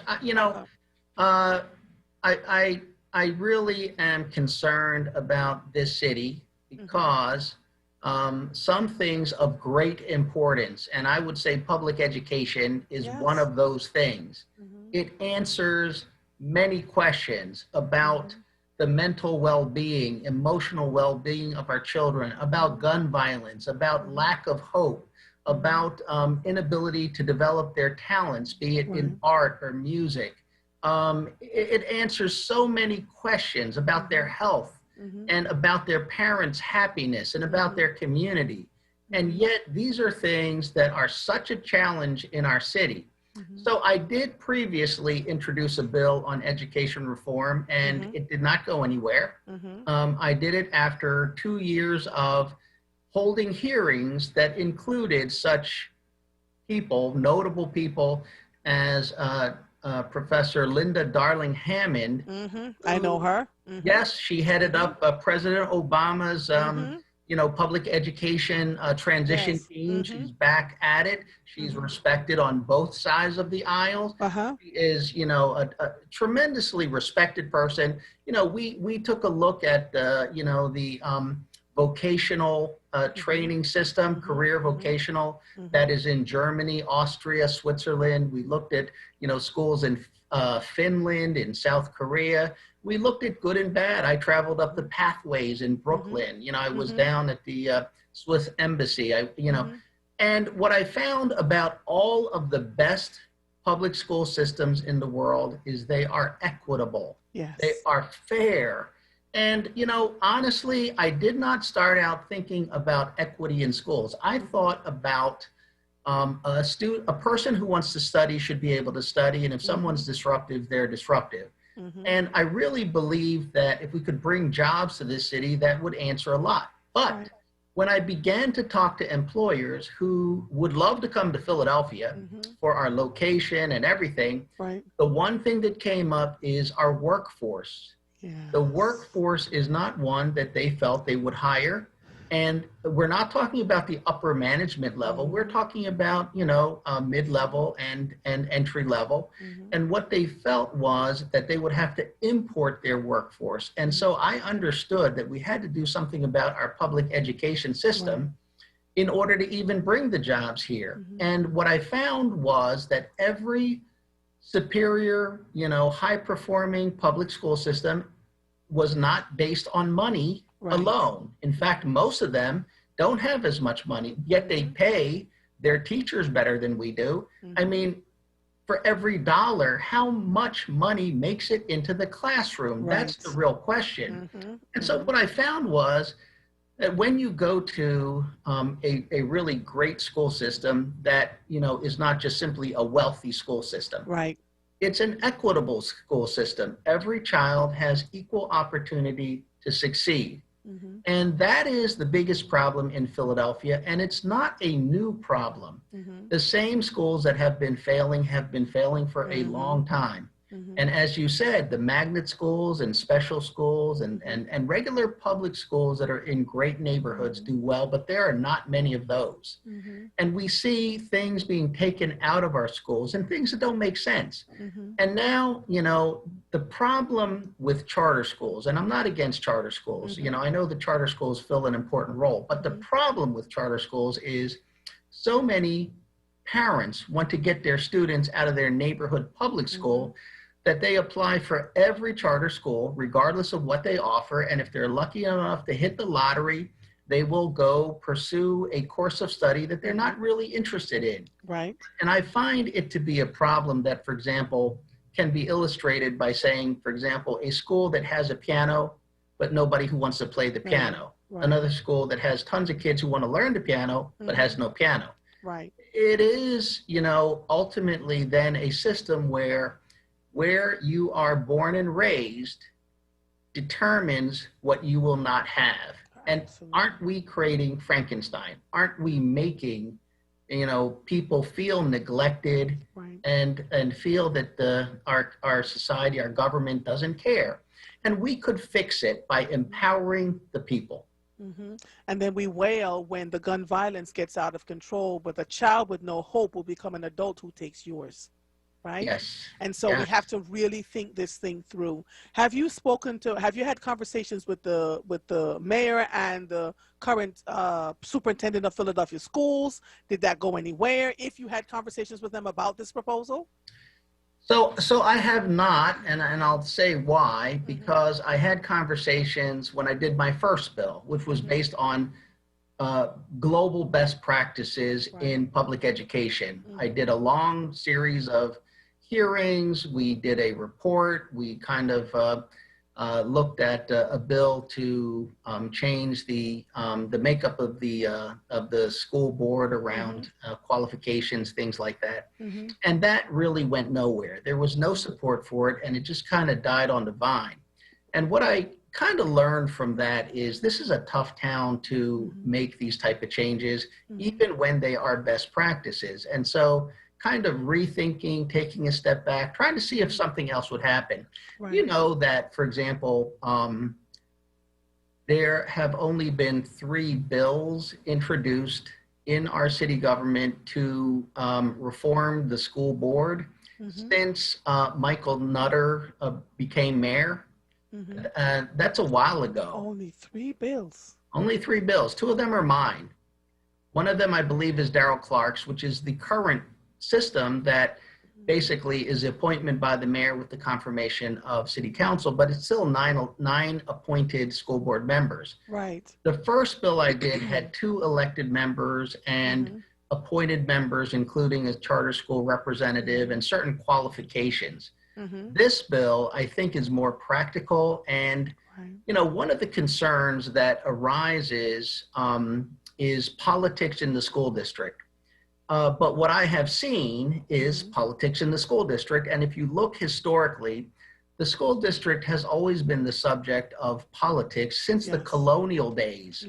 Since the colonial days, they've had problems with kind of looting the schools. And they eventually went from basically kind of like electing people to represent the community as members of the school board to appointing them through the board of judges. And eventually that was problematic. So they went to a blue ribbon panel and the appointment by the mayor, and that has been a problem. And so at the end of the day, I do believe that if these are going to be a problem, let the people you know, have their voice.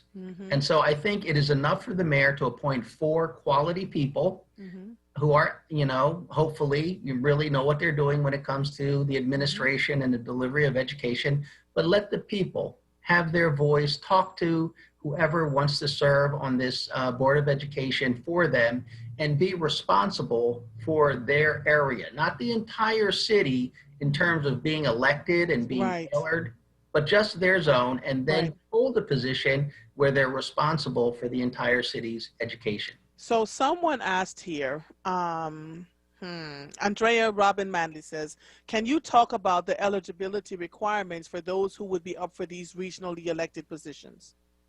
So they would have to be a resident of Philadelphia.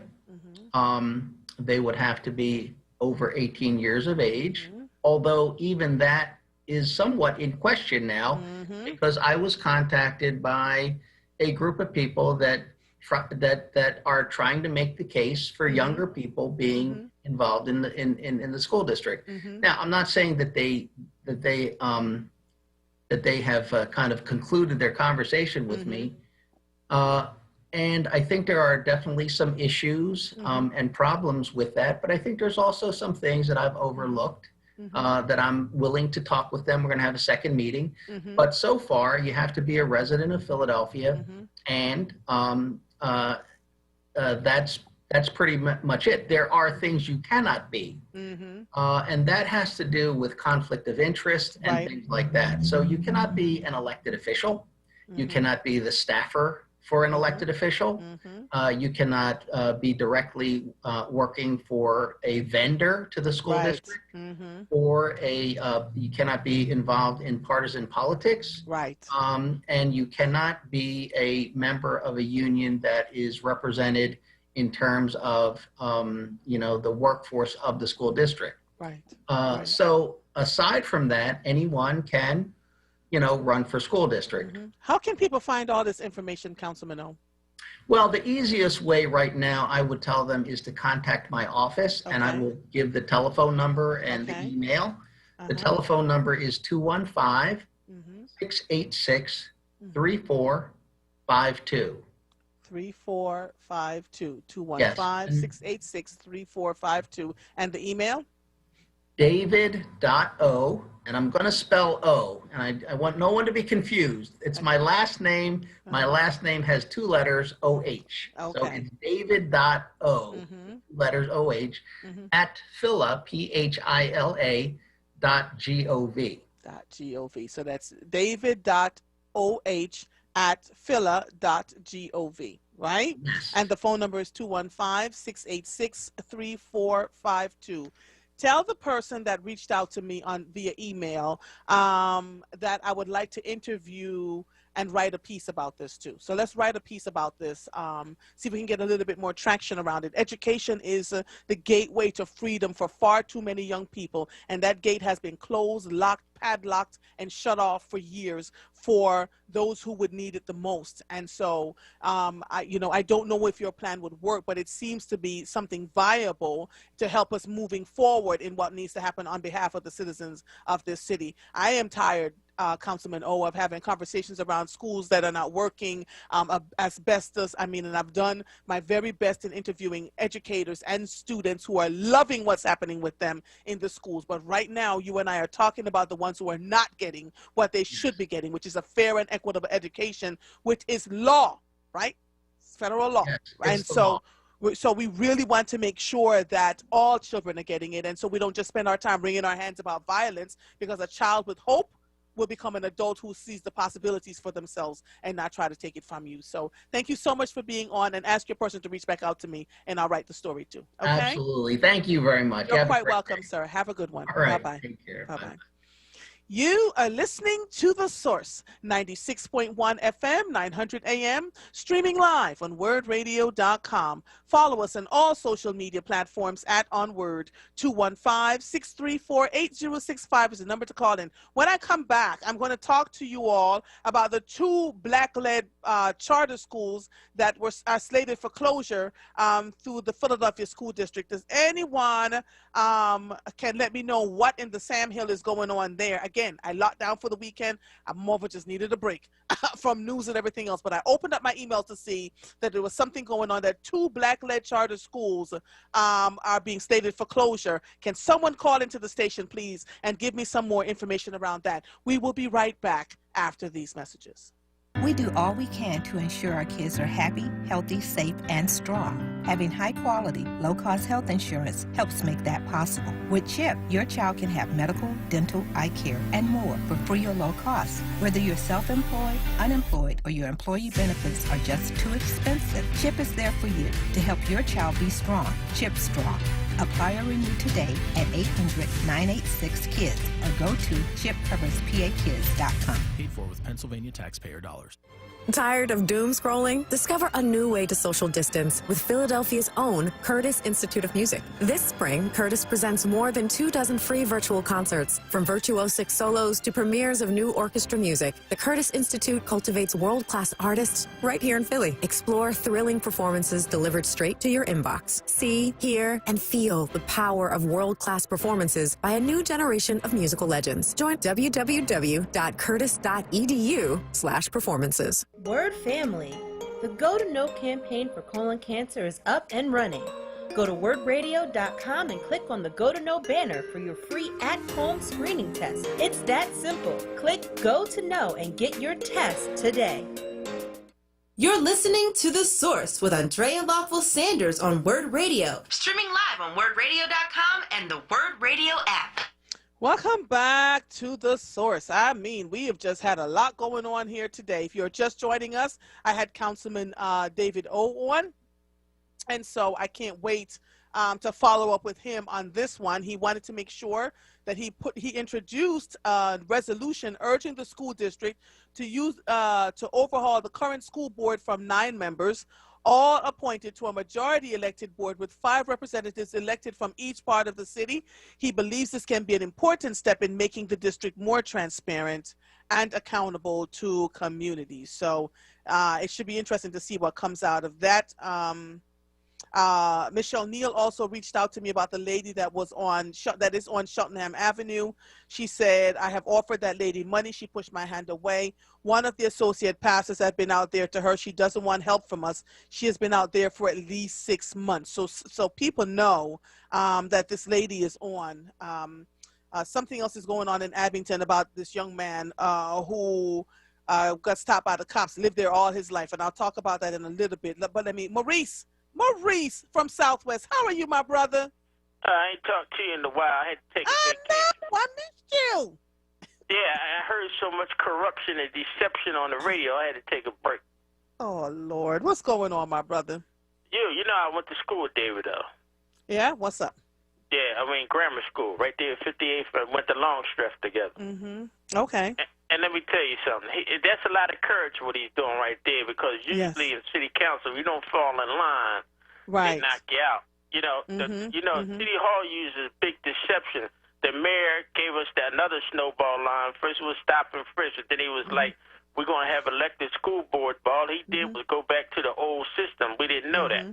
And he actually picks the people, and we really don't have nothing to do with it. He gives us the impression that we're picking the people.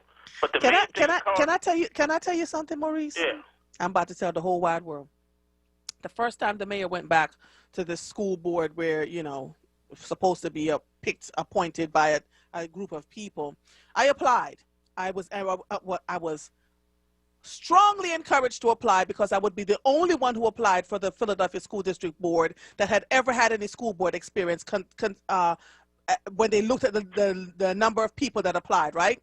So I get an interview and I go in. One of the people I recognized immediately, and I talked because, this person knew that I had sat on a board for 8 years, knew that I knew what I was talking about, asked me about charters, the whole 9 yards. Of course, my name wasn't picked, right? Some weeks later, I run into one of the people that was sitting in that room who said to me, the second you walked out, they were like, she's not someone who was going to be able to, we can't make her, she's not malleable. We can't make her do what we want her to do, so we're not choosing her. You hear what I'm saying to you, Maurice? Well, I knew that from the start what was going to happen. I tried to warn people, but I'd be giving some good information. And so I just moved into the city when all of this was going on, and I was like, well, I said, no, you can't make me. And finally they said to me, look, you're the only one that would apply that would have been on a school board. You know how a school board is supposed to work. I guess that was not the thing, right? Let me ask you a quick question. Have you ever had anybody from the school board on your show? No. Okay, no. I'll tell you why. Because they don't want to expose themselves to your questioning. Yeah. They don't want to be questioned because they don't do what's good for us. They do what's good for them. So well, I can't say that about them without having the conversation with them. But it is hard. Well, listen to me. It's hard to run a school board when you don't know nothing. Like literally, right? So you then would have to depend on what the people are giving to you. So there's a lot of training from the Pennsylvania School Board Association that should be happening so that people can make independent decisions, and that it really comes down to setting policy, making sure that you have the great superintendent that you need to have, and that the school is run properly. The school district is run properly. We can't have school board members that are saying things like, well, my grandchild goes over to here, and so this is where I want you to fix this school, and you got to keep the school open because my daughter goes to the school. That's not how this works. But it's difficult when you put people on the board that don't understand this and are trying their very best on top of working a full-time or 2 jobs. You understand what I'm saying, Maurice? Yeah, but that's what I've been trying to say all the time. They don't want individual thought. They just want group activity. And I keep trying to warn people about what's going on. It's not one thing I told you on this radio that hasn't come true. But people are not paying attention. Now, this is the main thing I want to talk about real quick. Yes. The phony fight between Sheriff Bilal and City Council. What are you talking? Why do I? Okay. I'm giving you the heads up, so in future shows, maybe you might invite one of them on, and then people can find out for themselves. I'm not saying listen to me. I'm just want you to open your mind and say, maybe he's telling the truth. They had this so-called 6-hour fight over not putting the housing on the internet. Okay. Last thing I remember, Sheriff Bilal works for City Council. City Councils don't work for Sheriff Bilal. Why are they having First of all, why are they having a 6-hour meeting when all they got to do is tell Sheriff Bilal, listen, we don't want it on the internet, and that's the end of it. So these are the sheriff sales that are happening on the internet, right? Right. But what it is the fake out to make us think that they were fighting, but they're all in it together. Most poor people are not going to get their houses back. They're not going to. The city is in gentrification. That's why we have the crime. I keep telling people crime and violence go together, but nobody seems to want to believe that. But if you look at any TV show, the first thing they do is bring in the crime, make the people that got 30-year houses that they done had all their life get scared, and they move out. That's what they do. Long as soon as them houses is the way they wanted to, there would be no crime in Philadelphia. And I keep trying to tell people what's going on, but nobody wants. They want to believe their council people who all have target letters. People need to. One day you'll explain that to them and understand. Philadelphia is corrupt. They say we're going to get elected school boards corrupt. Dr. Height has been here for almost 10 years now, made over $3 million in salary since he's been here, and the schools are worse than when he got here. But people don't pay no attention to that. When he comes on this radio station, he takes no questions. When you ask him something, he give you another answer. So I'm just saying, it's right there in front of you. You don't want nobody to read. If you want somebody not to read, you take them to the library. Yes. Listen to this. Listen, Maurice. Someone said, yes, 6 hours of a show. You can't make me believe they didn't know what was happening. Bids for Asset is a $1 billion privately held company. Tiffany says, I believe Maurice, eminent domain in the city will come and seize the properties. And here's the worst part about that is that with that setup there, why they always got to meet in secret. We never know what they meeting somewhere. That keeps us out the loop. Zoom is the best thing that ever happened. Now, when you go to city, when you worked you said you worked the school board or city council? The school board. Okay, school board. If you've been to a school board, have you been to a school board meeting here?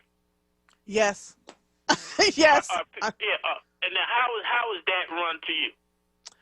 It was madness. It was hours and hours long, and it just didn't have a rhyme or reason. That's because it wants to bore and make intelligent people that know what to answer frustrated not to come back. It's all set up. Please, people, pay attention of what's going on. Have you been able to get Vega on yet? No, and I had someone reach out to him. Huh? He won't come on. I want to tell you why. Why? He has a better chance of winning not talking to the black community. So they don't want the black community to even realize there's a vote going on. So him and his Republicans can who transfer it over to the Democrat so he can win the race in May. That's what's done. 10,000 Republicans have switched their party over to a Democrat so he can win because they know the main election is May. It's not in November. Yes. So I'm going to get off, but I give this valuable information, and everything I done said in the last 8-9 years have come true, and nobody pays attention. I asked a host, I'm not going to say who it is, about this so-called phony fight with Sheriff Bilal and City Council, and he came in with some bogus nonsense and try to explain what Sheriff Bilal was doing. He is not Sheriff Bilal. He does not handle sheriff sales, but he has all the answers. So I'm just telling you, pay attention, people. All right. Thank you, Maurice. I'm the blind prophet. That's all I got to say. The blind prophet. That's going to be my new name for you, the blind prophet. All right. And he hung up. I gotta love him. You are listening to The Source, 96.1 FM, 900 AM. Listen, I'm still waiting for somebody to call me about the 2 black-led charter schools that are slated for closure. I saw that. I'm going to have to go find it so we can talk about it. 96.1 FM, 900 AM, streaming live on WURDradio.com. We will be right back after these messages. We are people of resilience, so let's protect our lives with vaccines we can trust. We can do this. To learn more about COVID-19 vaccines, visit cdc.gov/coronavirus. Brought to you by the U.S. Department of Health and Human Services. Parents, teachers, guardians, 100 Black Men of Philadelphia offers a free mentoring program for boys in 1st through 12th grades every 1st and 3rd Saturday. Students will engage in age-appropriate youth development, career exploration, critical thinking, and leadership activities. Students can earn monthly stipends for participation and are eligible for electronic gift cards, prizes, and scholarships. Register today at www.100blackmenphilly.org or call 267-258-2900. Livelihood. WURD Radio's new initiative, connecting Black Philadelphians with jobs, entrepreneurship resources, small business development information, and financial literacy tools. Learn more at wordworks.com. That's WURDWORKS.com. And stay tuned to WURD Radio, 96.1 FM and 900 AM WURD. Lifting every voice till earth and heaven ring. This is WURD Radio, 96.1 FM and 900 AM WURD Philadelphia. Black Talk Media. You're listening to The Source with Andrea Lawful Sanders on WURD Radio. Streaming live on WURDradio.com and the WURD Radio app. Welcome back to The Source. I'm looking for this thing on the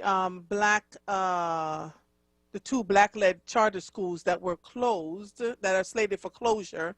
And then I ran into this.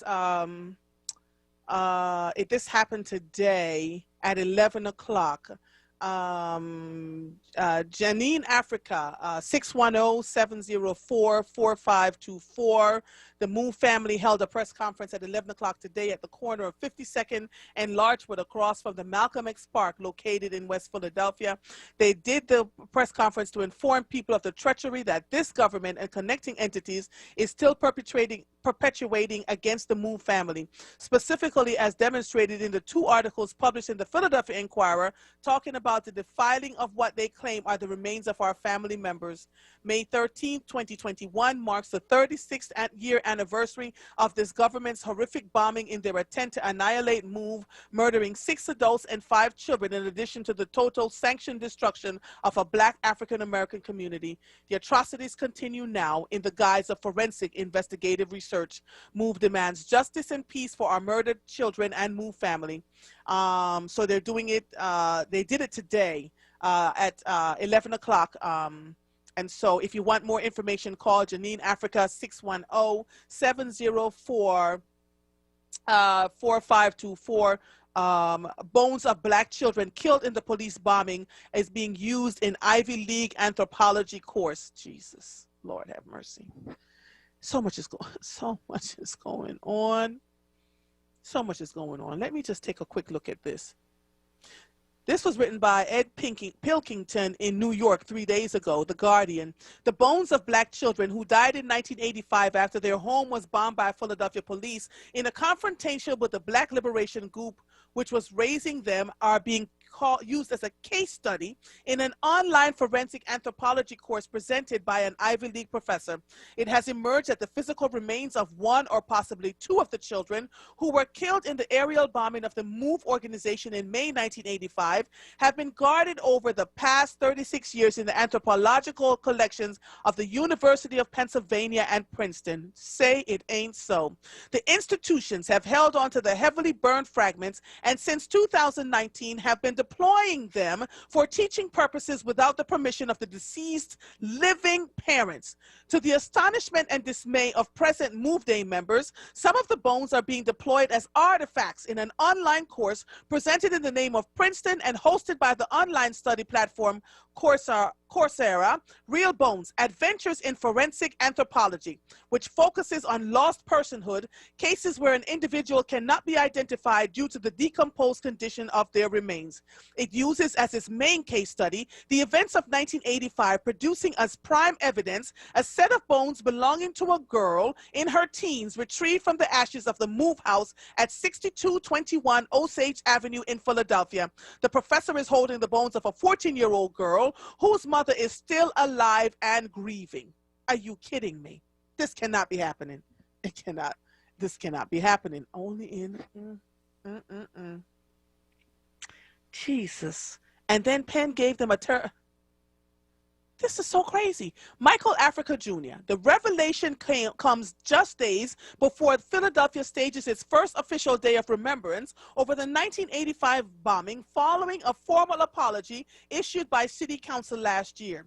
The disclosure, first reported by the local news outlet Billy Penn, also lands in the middle of a fevered debate over academia's handling of African-American remains that has been rocket-charged by the nationwide racial reckoning in the wake of George Floyd's murder in Minneapolis last year by a police officer. On May 13, 1985, Philadelphia police dropped a bomb from a helicopter onto the roof of a communal house occupied by members of MOVE, an organization that bore comparison to the Black Panthers combined with back-to-nature environmental activism.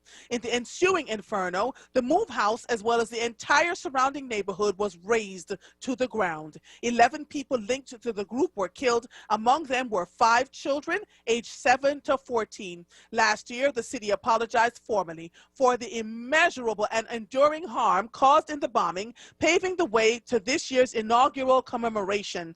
The forensic anthropology course, in which the bones of a MOVE child are being used as almost 5,000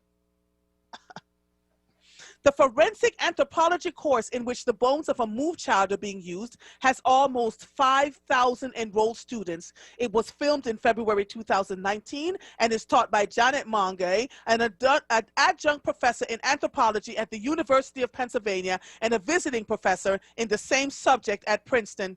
The MOVE case study is broken up into 5 online videos in which this professor relates the history of the 1985 catastrophe. In one video, she picks up the bones and holds them up to the camera. She describes the remains in vivid terms. They consist of 2 bones, a pelvis and a femur, that belonged to a small girl, probably in her teens, that were discovered held together because they were in a pair of jeans. The pelvis was cracked, where a beam of the house had actually fallen on this individual. The fragment shows signs of burnt tendons around. Are you kidding me?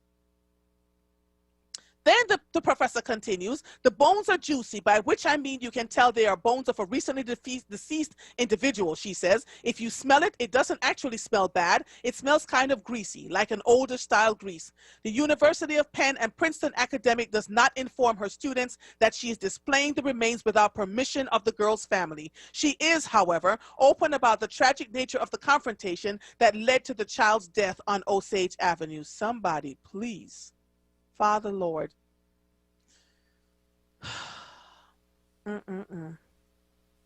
The display of the human remains of a black girl who would be in her 40s today, had she survived the police bombing that took her life, is certain to intensify the debate over the way the remains of black people are handled by academia. The subject has been a talking point for decades, but has intensified in recent months following the mass protests over Floyd's death. My. I don't know if I can handle this. So I'm just going to let this go and then see if we can get somebody on from MOVE to talk about this. Makes no sense. If you want to get more information, call Janine Africa, 610-704-4524. I'm going to my next guest, which is, put the guest on for me, please. Good afternoon. Good afternoon. Good afternoon. Can you pronounce your last name for me, please? I refuse to mess it up. Oh, no problem. It's Kuyumjian. Kuyumjian. Kuyumjian. Kuyumjian. I can't say it down now. I'm going to say it again. Kuyumjian. Okay, so Kuyum and then Jian. Kuyumjian. Kuyumjian. Thank you. Kuyumjian. Kuyumjian. Okay, got you. Kuyumjian. Got it. Cindy Kuyumjian. That's great. There you go. Thank you. I try not to mess up people's. As a certified financial planner with 35 years of industry experience, Cindy Kuyumjian is committed to filling the financial literacy void for many Americans. In her timely and thought-provoking book, Cindy gives a unique macro perspective of what she calls the hidden forces behind your money, which are the unseen political and economic forces that may influence your investment decisions. Wait a minute. Cindy, do you only have 15 minutes to talk to? Oh, no, I have somebody else on. Darn. Let me talk as long as you'd like, my friend. Oh my gosh. So talk to us. Oh my gosh. Wait a minute. So you're going to show us in this book, you talk about the hidden forces that have contributed to a complex retirement system, which includes pensions, Social Security, and what she believes is the outdated 60-40 investment model. To address this issue, Cindy spent endless hours developing a multi-asset class investment methodology known as the REALM model that may offer broader investment strategies aimed to mitigate the risk from the hidden forces that may negatively impact your goals. Can I just tell you how timely you are today? I am having conversations, Cindy, welcome to The Source, with people who have worked all their lives thinking that their investment and their retirement plans are going to work for them, only to realize that it's not. Can you explain why? Yes. Thank you so much for having me on the show. And my mission and my passion now is to help investors become aware of what's been happening in America in the last 10, 20 years and how it's affecting their money. So first and foremost, most Americans today rely on this stock and bond model, right? I put half my money in stocks, half my money in bonds, and set it and forget it. Well, folks, that traditional wisdom that used to do extremely well in the 70s and 80s, in the last 20 years, things have changed. That 60-40 model may no longer sustain you in your retirement years for two reasons. Reason one, we all know interest rates are almost at zero at the base. The bond market pays 1% to 2%. If you're going to head into retirement and you saved your whole life to build a nest egg, where are you going to get an income stream to sustain you, knowing that most Americans today do not get a pension plan, and Social Security in 2034 is on the verge of insolvency? So Americans must get engaged. They must become aware of these forces and options that are available to you today that was once only available to the high net worth individuals in this country and endowments. that are now available for you and me to combat these forces of running out of money. Because the number one fear in America is running out of money during their retirement. Mm-hmm. Wow. Where's your book? Okay, my book right now is on Amazon. Last Friday, it was voted in the Wall Street Journal bestseller because I think finally people are realizing they must take control of their own financial future. Mm-hmm. You can go on Amazon, Redefining Financial Literacy, because this month, and I didn't plan it, believe it or not, this month, the month of April, is National Financial Literacy Month, voted in by Democrats and Republicans back in 2004, so that people in the community can help Americans become more aware of financial concepts to make good financial decisions about their future.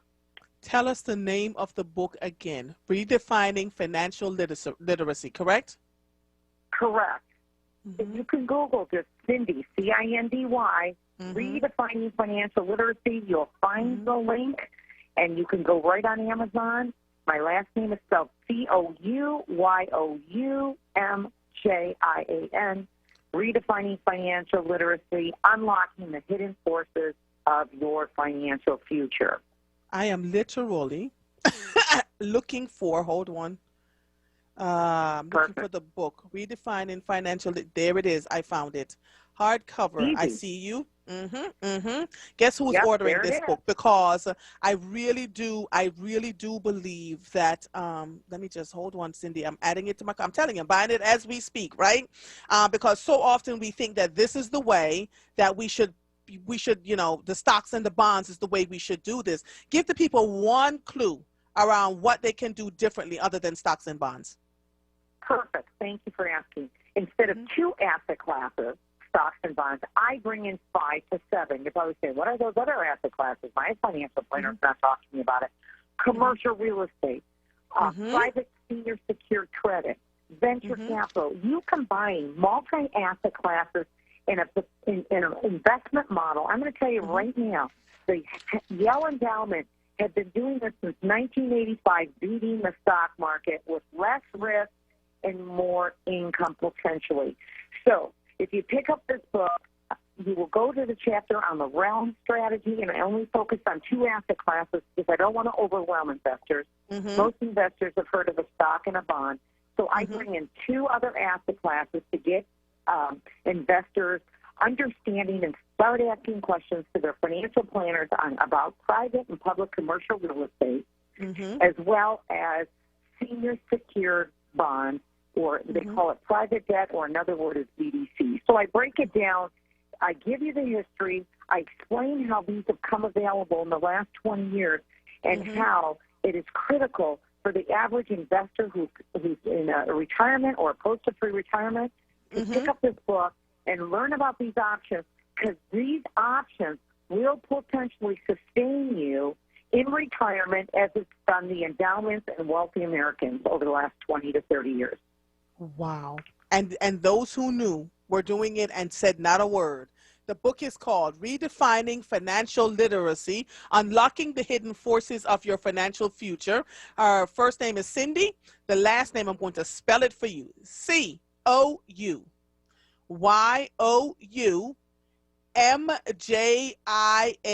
But you will see it. Cindy, wow. Cindy, can I have you back on to talk? I'm getting the book. The book should be here tomorrow. I'm going to have you back on to have a discussion around this financial literacy piece, because people just don't fully get it. And you're right. We're so stuck on stocks and bonds, and there's so many other ways to build investments, right? So thank you so much for being on. Reach back out to Brianna. See if you can come back on next week. I should have the book, and we should be able to talk it through. Okay? Okay, awesome. Thanks for having me on today. I really enjoyed it. Oh, you're quite welcome. You're quite welcome. We'll talk soon. All right. Bye-bye. Okay. Bye-bye. My Lord, my Lord. Oh, my Lord, my Lord. I tell you, I am loving. Okay, put her on for me, please. Michael. Maisha? Yes.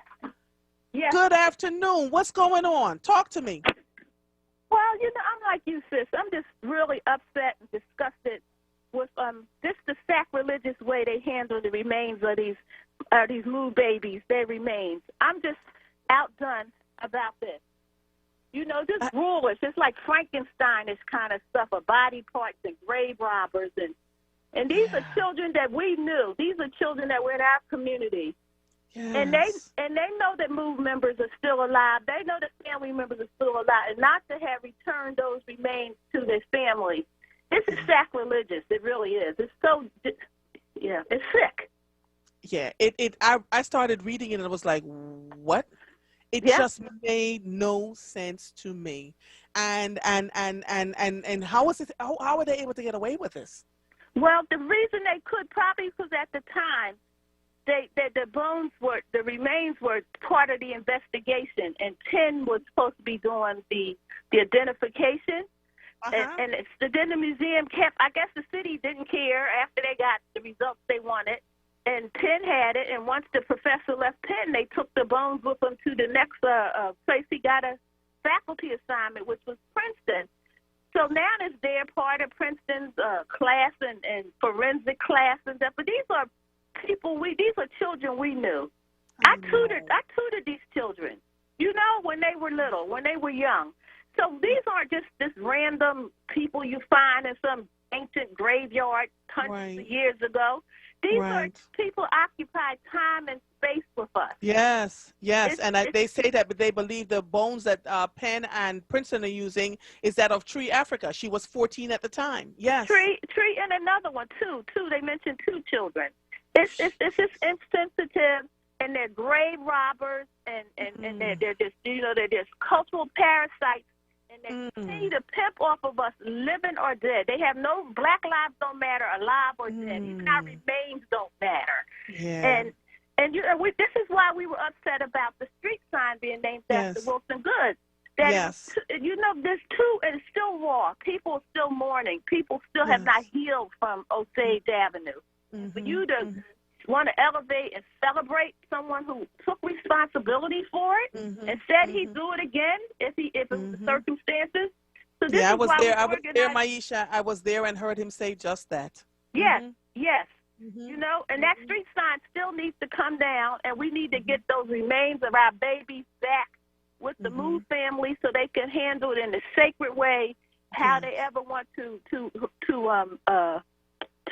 handle the children's remains. This is, you know, but people have no respect for how we want to honor our dead. Just like when we put the shrine up to them. Someone took the shrine down and removed the shrine. You know, so they have no respect for the MOVE family, which means they have no respect for us because we're all one big family. Mama Maisha, if I may call you that, I think I saw you out there that day. I think I saw out there, and you were in mourning about what was going on. See, I wasn't a part of media or anything. I just heard it was happening and that something was going on, and I just took my camera, brought my camera down. I have pictures of you. I have pictures of you mourning this thing. It's so interesting that, and then a couple years later that I would end up in media, and did not know that all of this stuff. It's just too much. It's too much. Because we have not treated this respectful. The city just apologized last year. So you finally got some little weak-ass apology. But now we find out, you know, these people still had the remains of our babies. Yes. And using them. Just using them like they're something made of plastic or way from hundreds of years ago. You know? It's unbelievable. It makes me rageful every time I even think about this here. And we need to be on Princeton's door, Princeton University, wherever those bones are stored at. We need to be there every day until they are returned to the MOVE family. And that we need to step back up and get that Wilson Goode sign removed, because this all is a part of not honoring these ancestors, that we keep getting these kind of things to remind us that we have not taken care of their legacy, and we have not protected their legacy. This is why this stuff keeps coming back. We have to make sure that we get apologies. Just not enough. Take the sign down. Return the bones to the family, the remains, so they can have a sacred ceremony and however they want to deal with it. It's just, children in my family, I mean, they're my social children. But if it was my blood relatives, boy, I'd be at Princeton right now. They would have the police and the National Guard dealing with me. Yeah. All right. Thank you so much, Miss Maisha. Thank you and for calling. Thank you for bringing it up again and raising it. It's just we just put it in, just center yourself that these are your children. Would you want them to be doing this to the remains of your children? No, ma'am. No, ma'am. Not even a little bit. Not even a little bit. So I had to talk about it. Thank you so much, Ms. Maisha. I appreciate Thank you for doing that too. Okay. All right. Bye-bye. Michael, so I know I have a guest in the waiting room. Let me quickly take George and then go to break and then bring in Joel Wilson for the 100 Black Men Incorporated, okay? All right, George, let me talk to you. What's going on, sir? George? George left? Michael, is George there? Okay. I don't know what happened to George. So, Michael, can you hear me? I don't know what's going on here. This is Michael. Let's see. Michael's talking. George, I can't hear him though, Michael. I can't hear him at all. So let's just kind of figure out what's going on with George. I can't, okay, can't hear him either. You can't hear me. Okay, bring Joel Wilson in for me, please. Let me at least start with him, and then I will, I'll go to a break. Joel Wilson is the president and board chair of 100 Black Men Incorporated, Philadelphia client. They want to talk about a new building for mentoring programs, and the open house is Saturday, May 1st, 2021. And it's the Joel Wilson. I know you. Hey, my brother, what's going on? Okay, I'm losing you too. I can't hear you. Yeah, I went mute. I apologize. Oh, that's okay. What's going on? So I only get to talk to you on Facebook or when I run into you randomly somewhere. We actually get to have a good interview together today, huh? Oh, absolutely, absolutely. And I do have a slight information change. Okay. So the open house has been moved to Saturday, May 8th. It's just 1 week later. Okay. So May 1st is actually going to be our first day of in-person mentoring. Mm-hmm. So what we decided to do is we want the brothers to be able to focus on the young folks on that first day. Mm-hmm. And then we'll move the VIPs to the next week. All right, hang tight. Let me take a quick break, and then when we come back from the break, you and I can have a good conversation about this, okay? And great. I also want to do, because, you know, you partner with the National Cares Mentoring Movement, which is a group that I'm affiliated with Susan L. Taylor. Yes. So just hold on one second. Let me just get this part done, and then you and I can talk. Well, I am so excited. All right. The time is now 3:18, and the temperature is 61 degrees, sponsored by Beach Companies. Dr. Ken Scott, president of Beach Companies, reminds everyone to support Black people and Black businesses 365. Please view and download the free 2021 Black Business Directory and Community Resources Directory at beachcompanies.com.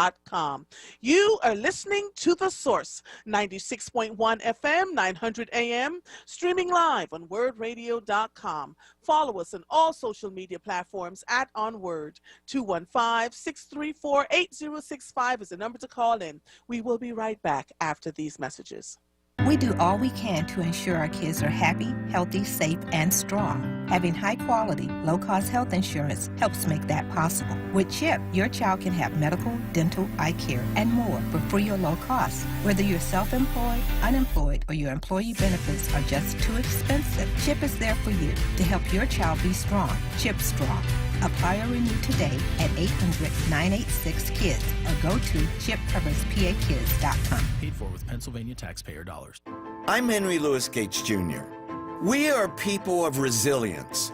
No matter what happens, we fight through the pain. We protect our traditions. We uphold our excellence. So let's protect our lives. With vaccines, we can trust. We can do this. To learn more about COVID-19 vaccines, visit cdc.gov/coronavirus. Brought to you by the U.S. Department of Health and Human Services.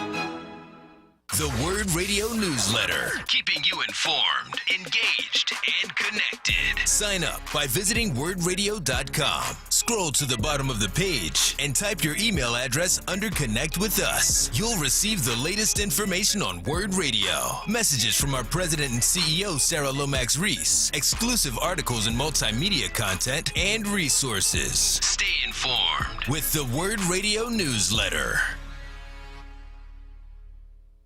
You're listening to The Source with Andrea Lawful Sanders on WURD Radio. Streaming live on WURDradio.com and the WURD Radio app.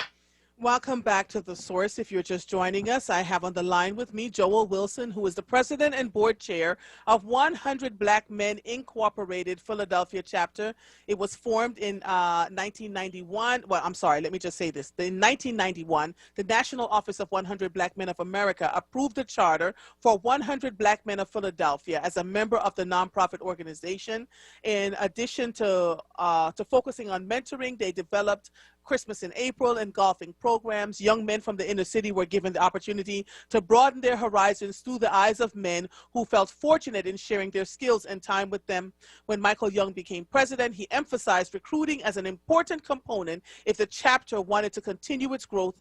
In 2003, Ken Lassiter was elected president and developed other programs that helped the organization grow and flourish.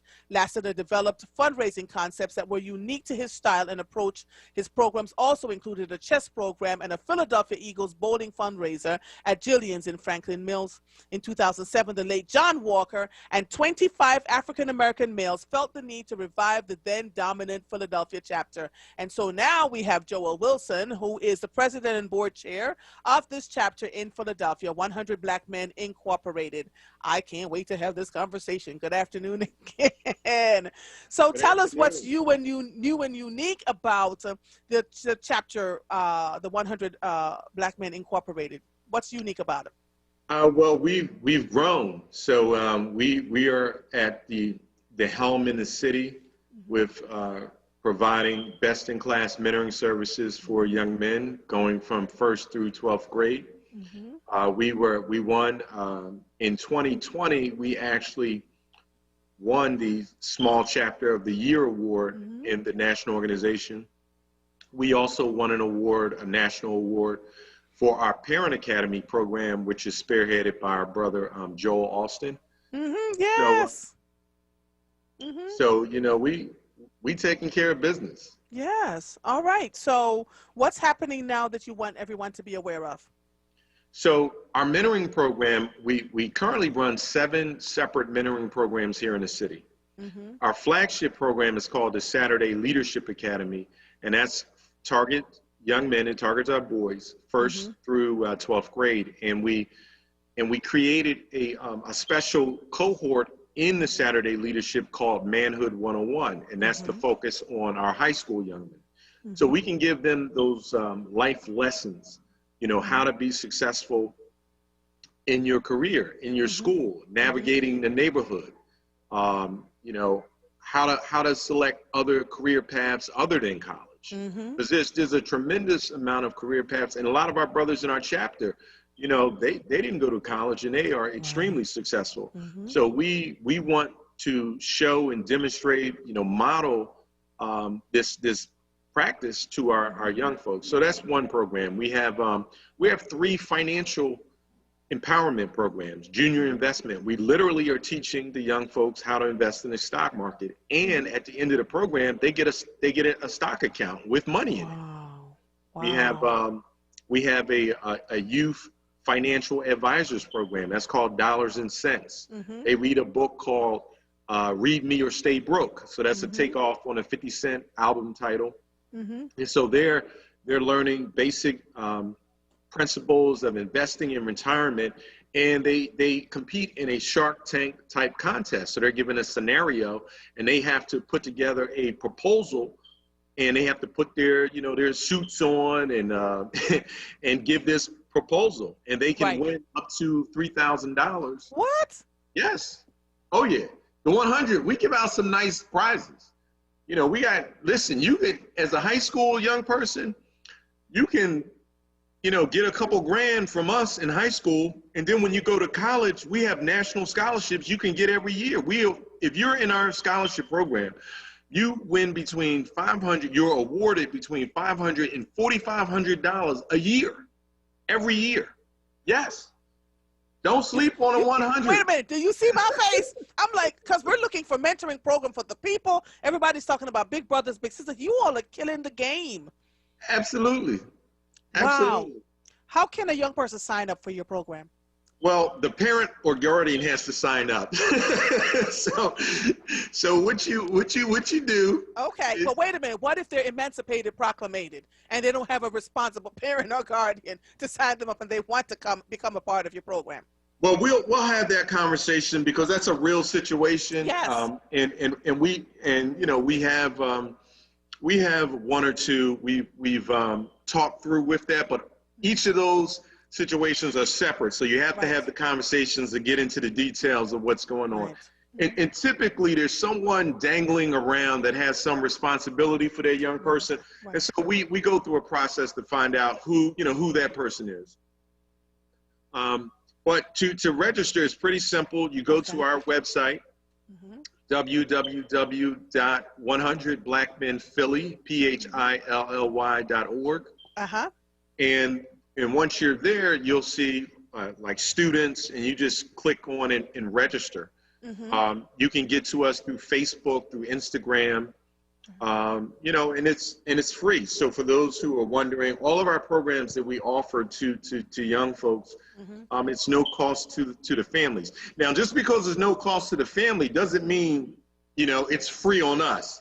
Right. That's where our budget and, our fundraising and things like that come in to offset that expense, because our goal is to provide. This is our thing. When we look at the Black community is having success in a lot of areas, and I can point you to them. Right. So if you are affluent enough for your child to be in Jack and Jill, you have success. If you are affluent enough so that your child is at Engineering and Science, Central High School, you have success. We have scouting programs, a lot of success. We have some sporting programs, a lot of success. Some certain neighborhoods, a lot of success. So what we're doing, we're taking the young folks who are coming from those areas that you traditionally will not say have success.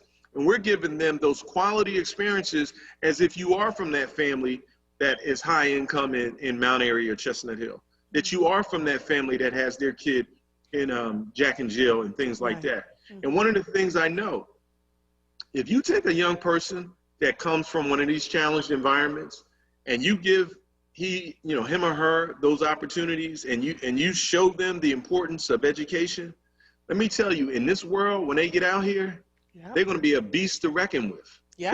That's where that unstoppable force, because for one, they don't have fear. They're going to go into corporate America. They're going to go in there dominating. So we need to empower these young kings, these young queens in our neighborhood who don't have the resources. We need to empower them. And that's where our transformation is coming from. Our transition is coming from. It's coming more from the inner core of Philly than it is from Abington. Come on. You better come on. See, because I've said this before, a child with no opportunity will become an adult who will take yours, right? And so we're talking about, and these children have so many gifts and talents that are untapped. They just need someone to care about what happens to them. So Linnea Porter says, what about the children in the counties? Do they have a connection for those children, or you're just taking the children in Philadelphia?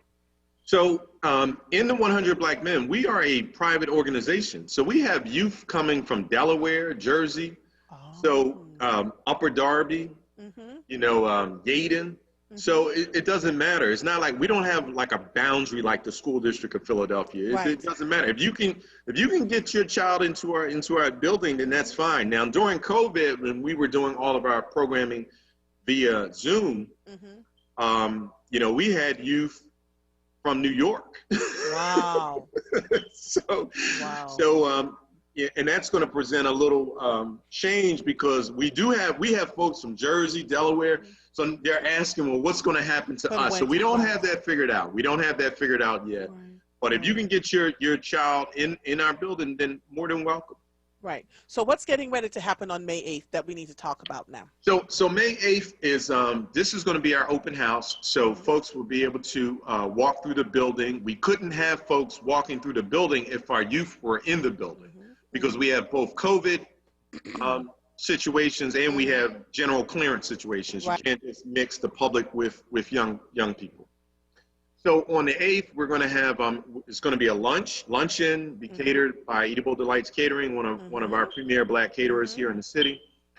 There's going to be a program. You'll get to see some brothers being penned who are newly coming into the chapter. You'll get to see some of our young folks who are awardees of the Junior Investment Program, hands-on banking program, and some of our other mentoring programs. So they'll be getting laptop computers. Some will be getting financial, funds, stock accounts, and things like that. So it's going to be an exciting day. We do have a special guest speaker who I cannot announce. You'll have to be there to see. Okay. But it's, you're gonna want to be there. I'll say it like that. Is this open to the general public? It is open to the general public. You do have to RSVP. So we have a system. And for that, I would say probably so right now we are letting the 100 family know. So the 100 family has access to the Evite and all that kind of stuff. And after this week, we'll open it up to the public for those that want to come. And we're not going to have unlimited spacing because of COVID and things like that. We have a nice tent set up out. When you see this building, you're gonna be shocked. We have a huge playground area in the rear of the building, which is a safe place for the kids. So that when I was growing up, we played whether it was stickball, wall ball, we played running bases, we played dodgeball, kickball, just all these activities which had your youth running around. And learning how to work. And yeah, they got in arguments and pushed each other and stuff like that, but that was a part of life. They figured out how to make friends and be friends, and maybe you need to play on the right side of the field and they play on the left side of the field, but that's part of life. And so we have all this stuff for our young folks. It's incredible. We're going to have a music studio on the top of our building for podcasting. They can, for building hip hop music, all this kind of stuff. I mean, all this creative stuff. When you see the men in our chapter, we have men that are from every walk of life.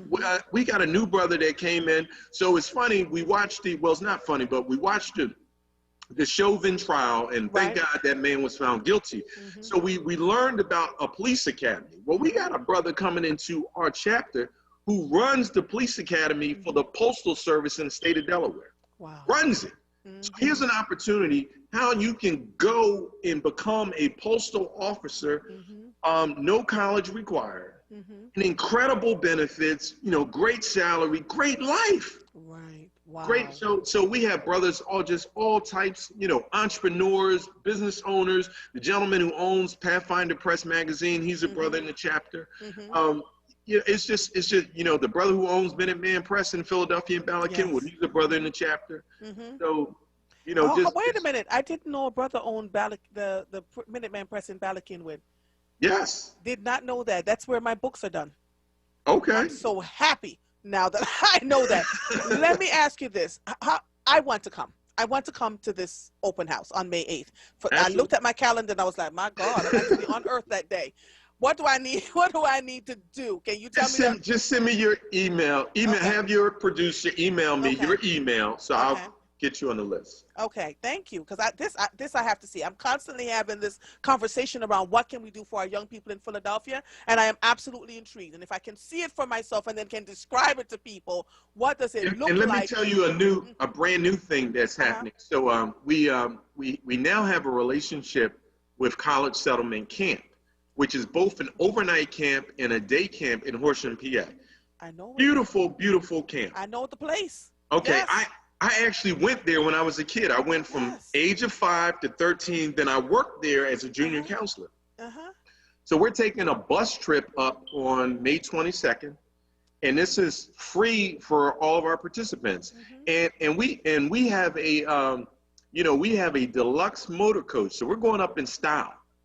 And so our youth are going for the day. They're going to be young scientists for the day, and they're going to be in charge of the horticultural center. So they're going to be doing exploration and doing different things to help organize and get the place ready for the camp that's opening. Right. Yeah. So just the experiences they're going to have, and these are, again, these experiences are no cost to the families. And then those that like the camp, they will have an opportunity they can sign up for overnight camp. Some of them will go for free. Yeah. Wow. So great opportunities. People are going nice. People are, I am going, listen. So let me ask you this question. How did you get involved in the 100 Black Men Philadelphia chapter? So I had two friends who were and still are members, and they approached me and were asking, and they knew that, I had a long history of working with young folks, and so it took them about a year to convince me. And then, and when they brought me out, they brought me out to Temple, the Learning Annex, because that's where we were running our mentoring programs before COVID. And so when I went there and I saw those, the young boys we had in the program, and I saw the men that were providing instruction for them, I was like, how could I say no? Right. And if a brother wants to join, because I know there are plenty of brothers that listen to this show, if they want to join the 100 Black Men Philadelphia chapter, what do they need to do? Go to the same website, www.100blackmenphilly.org. We actually do a monthly orientation first Saturday of the month, so we have one coming up. And it's about an hour. You go through that, you'll learn. We do, all of our men we must get clearances for them. So child abuse, criminal clearances. If you're out of state, we have to get an FBI clearance. But once we get your clearances, you can begin to volunteer. You will need 12 volunteer hours with our organization before you can become a member. Right. Okay. All right. So here comes my $1 million question, because we have a lot of brothers who would be great mentors but may have a past, right? Right. If they don't, we've seen it. We've seen it in Dale. So we're going to have a conversation about that. Okay. We have some guidelines and protocols that we follow. Right. So that maybe they could become a part but couldn't be with the children one-on-one, or some, certain things that are, because I knew that a lot of people were talking about that group mentoring, the National Cares Mentoring Movement handles that part of it too, right? Instead of having folks one-on-one, that they would be a part of group mentoring, that there would always be something is going on there. And the other thing I want to talk to you about is mentoring with you, partnering with you through the National Cares Mentoring Movement. Now that I know, because I know you, and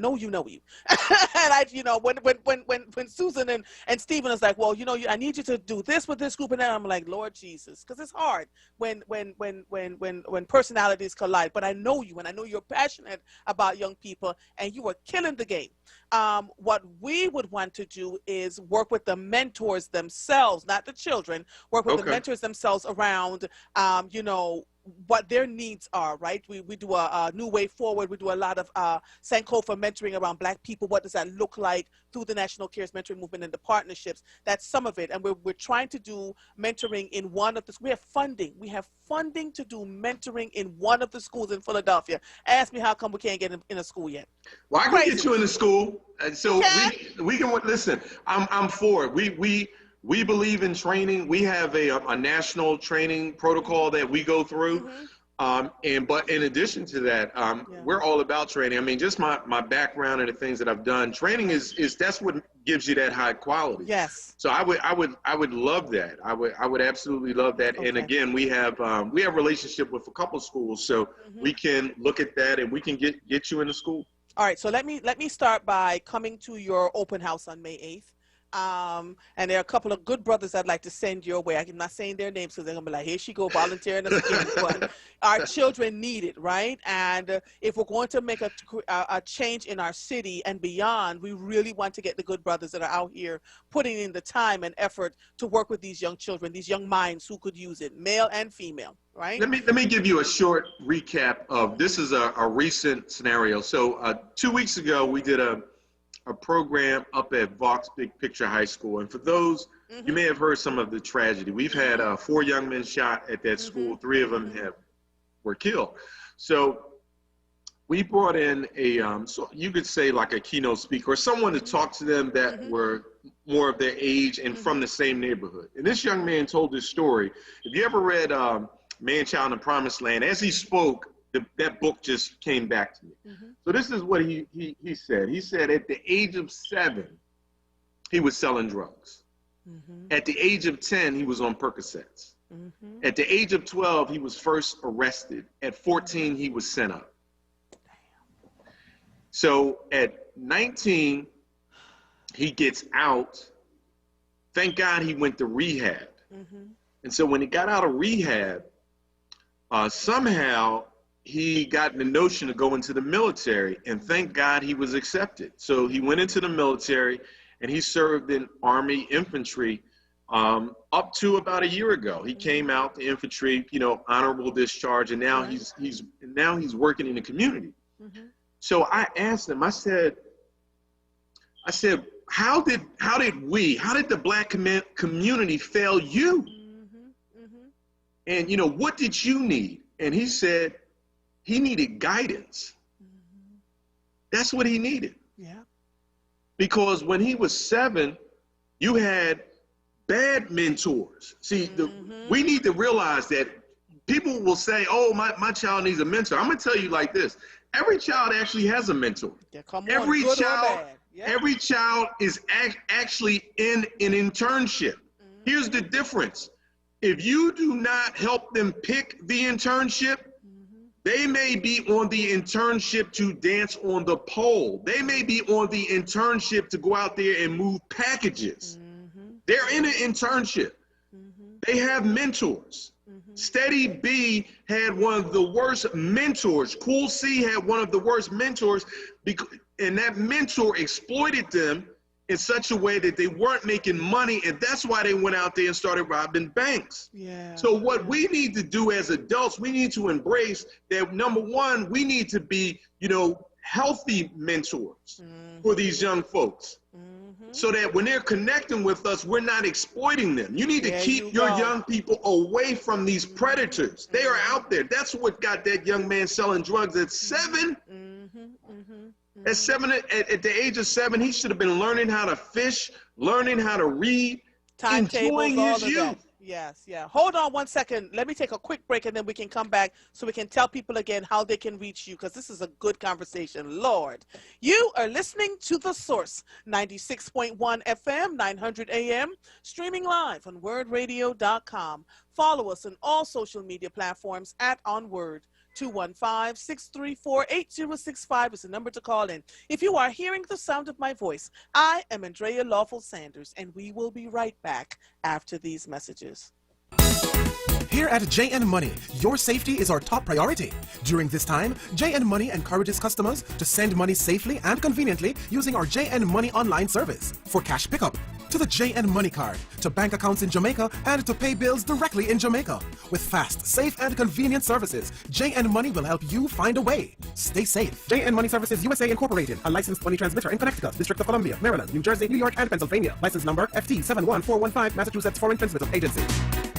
Wayne Avenue Health Food, located at 5007 Wayne Avenue, has been in business for 29 years. Wayne Avenue Health Food is a one-stop shop for all of your quality vitamins, herbs, and information with exceptional, friendly, experienced service. Wayne Avenue Health Food is open 7 days a week and delivers in the Philadelphia area and ships all over the country. For more information, call 267-338-6488. From safe to seamless, convenient to contactless, and local to express, SEPTA is the Philly way to go. Plan your trip at iseptaphilly.com. Spring forward to throwback. All this month, when you start or renew your ForWord membership, you'll get exclusive WURD throwback swag, vintage backpacks, books, and tees. While supplies last. Offer ends April 30th. Sow seeds into Black Talk Media and grow with us. Visit WURDradio.com/join now to start or renew today. You're listening to The Source with Andrea Lawful Sanders on WURD Radio. Streaming live on WURDradio.com and the WURD Radio app. Welcome back to The Source. If you are just joining us, I have on the line with me Joel Wilson, who is the president and board chair of 100 Black Men Incorporated, the Philadelphia chapter. They're opening up a brand new building, and they're having an open house on May 8th, Saturday, May 8th. I caught myself in time. 2021. So they have this new building for mentoring programs. And Joel and I, if you're just joining us, are having a great conversation around bad mentorship versus good mentorship. But just know that your child is being mentored on some level or another. I asked them while we were on break, what was their capacity? Because I know this show. You're going to get a lot of calls, right? So I asked them, what is their capacity? They can take a lot more young people. They have over 100 now, but with this new building, they'll be able to take a lot more young people. This is wonderful. Tell them again how they can reach you, and how they can sign up to be a volunteer for the 100 Black Men, and how can they get their children to be engaged in your program. Absolutely. So our website is www.100blackmenphilly.org.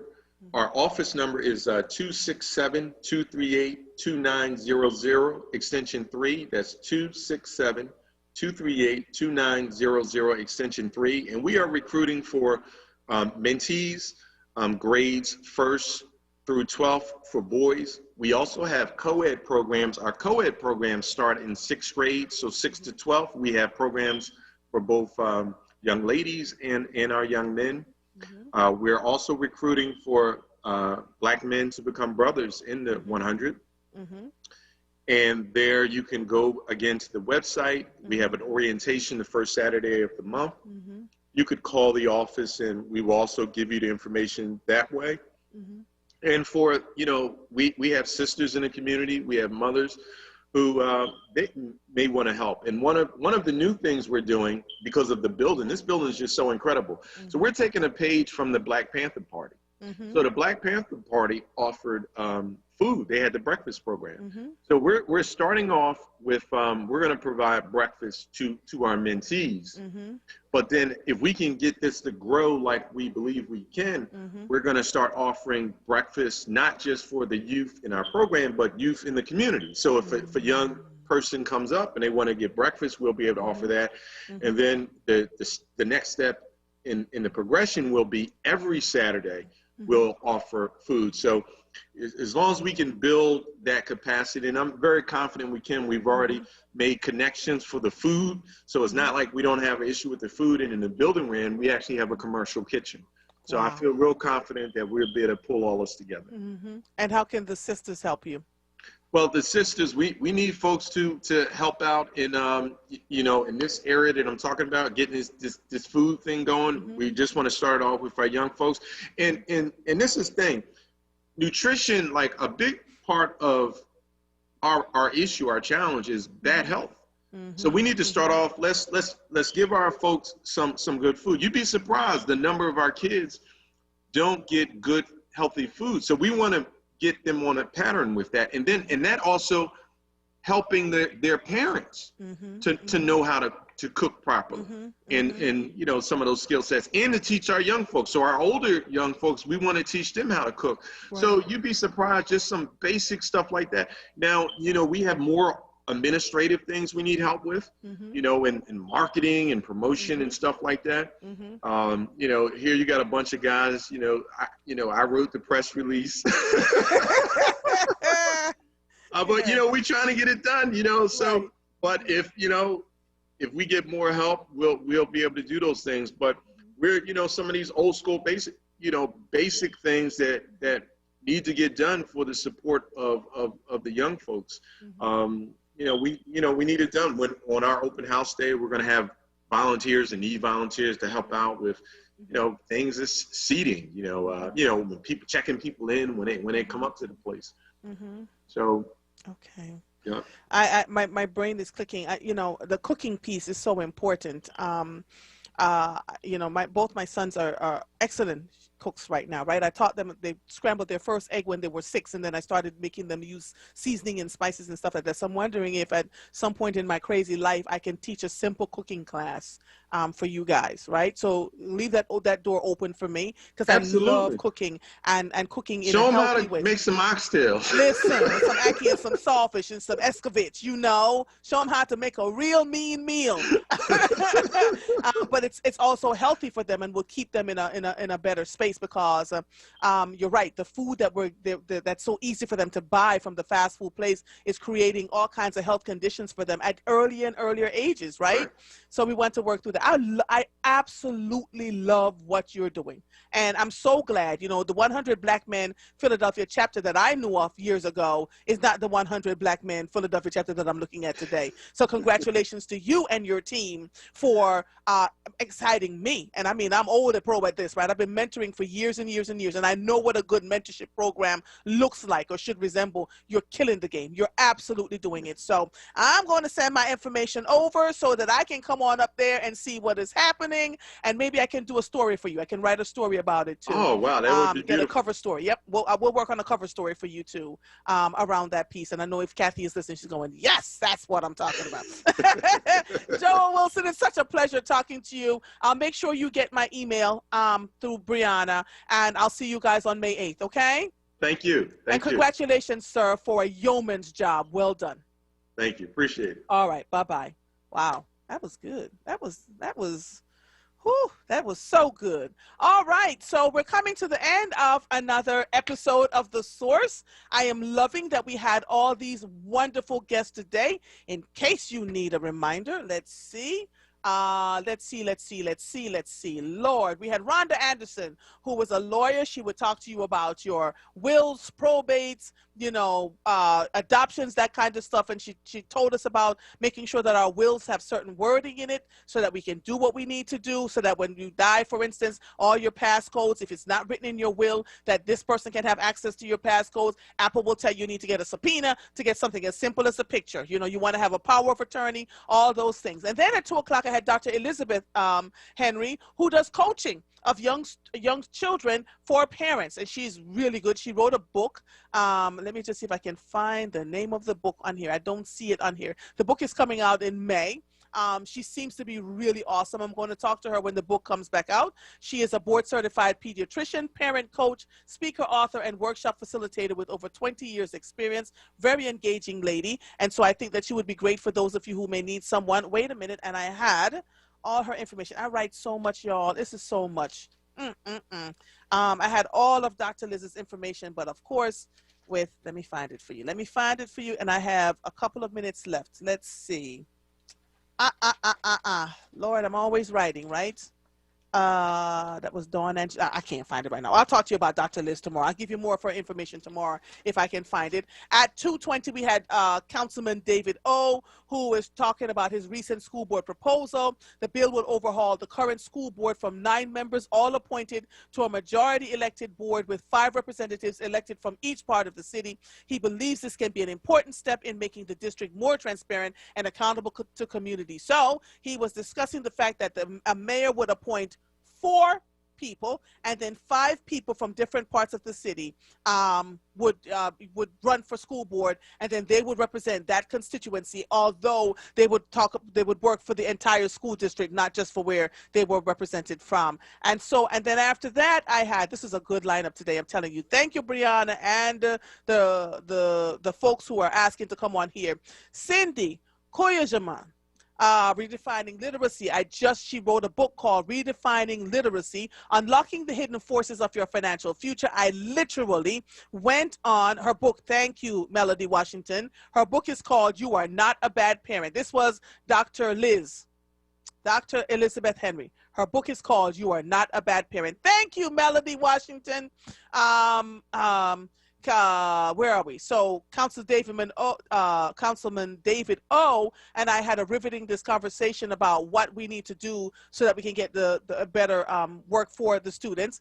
Cindy has a book called Redefining Financial Literacy, Unlocking the Hidden Forces of Your Financial Future. I'm going to have her back on because we kind of depend on the 60-40. She has over 35 years of industry experience as a certified financial planner, and she is committed to filling the financial literacy void for many Americans. So she said stocks and bonds are really not the way to go, and she has wrote this book, which I ordered. Then we ended the show with Joel Wilson, president and board chair of 100 Black Men Incorporated, the Philadelphia chapter. They're opening up a new building on May 8th. If you want to register to go and see this new building, which sounds amazing, go to www.100blackmenphilly.org, or you can call 267-238-2900 extension 3. Again, 267-238-2900 extension 3. Coming up next is Evening Words with Nick Taliaferro. I am Andrea Lawful Sanders. I will see you when I see you. Goodbye.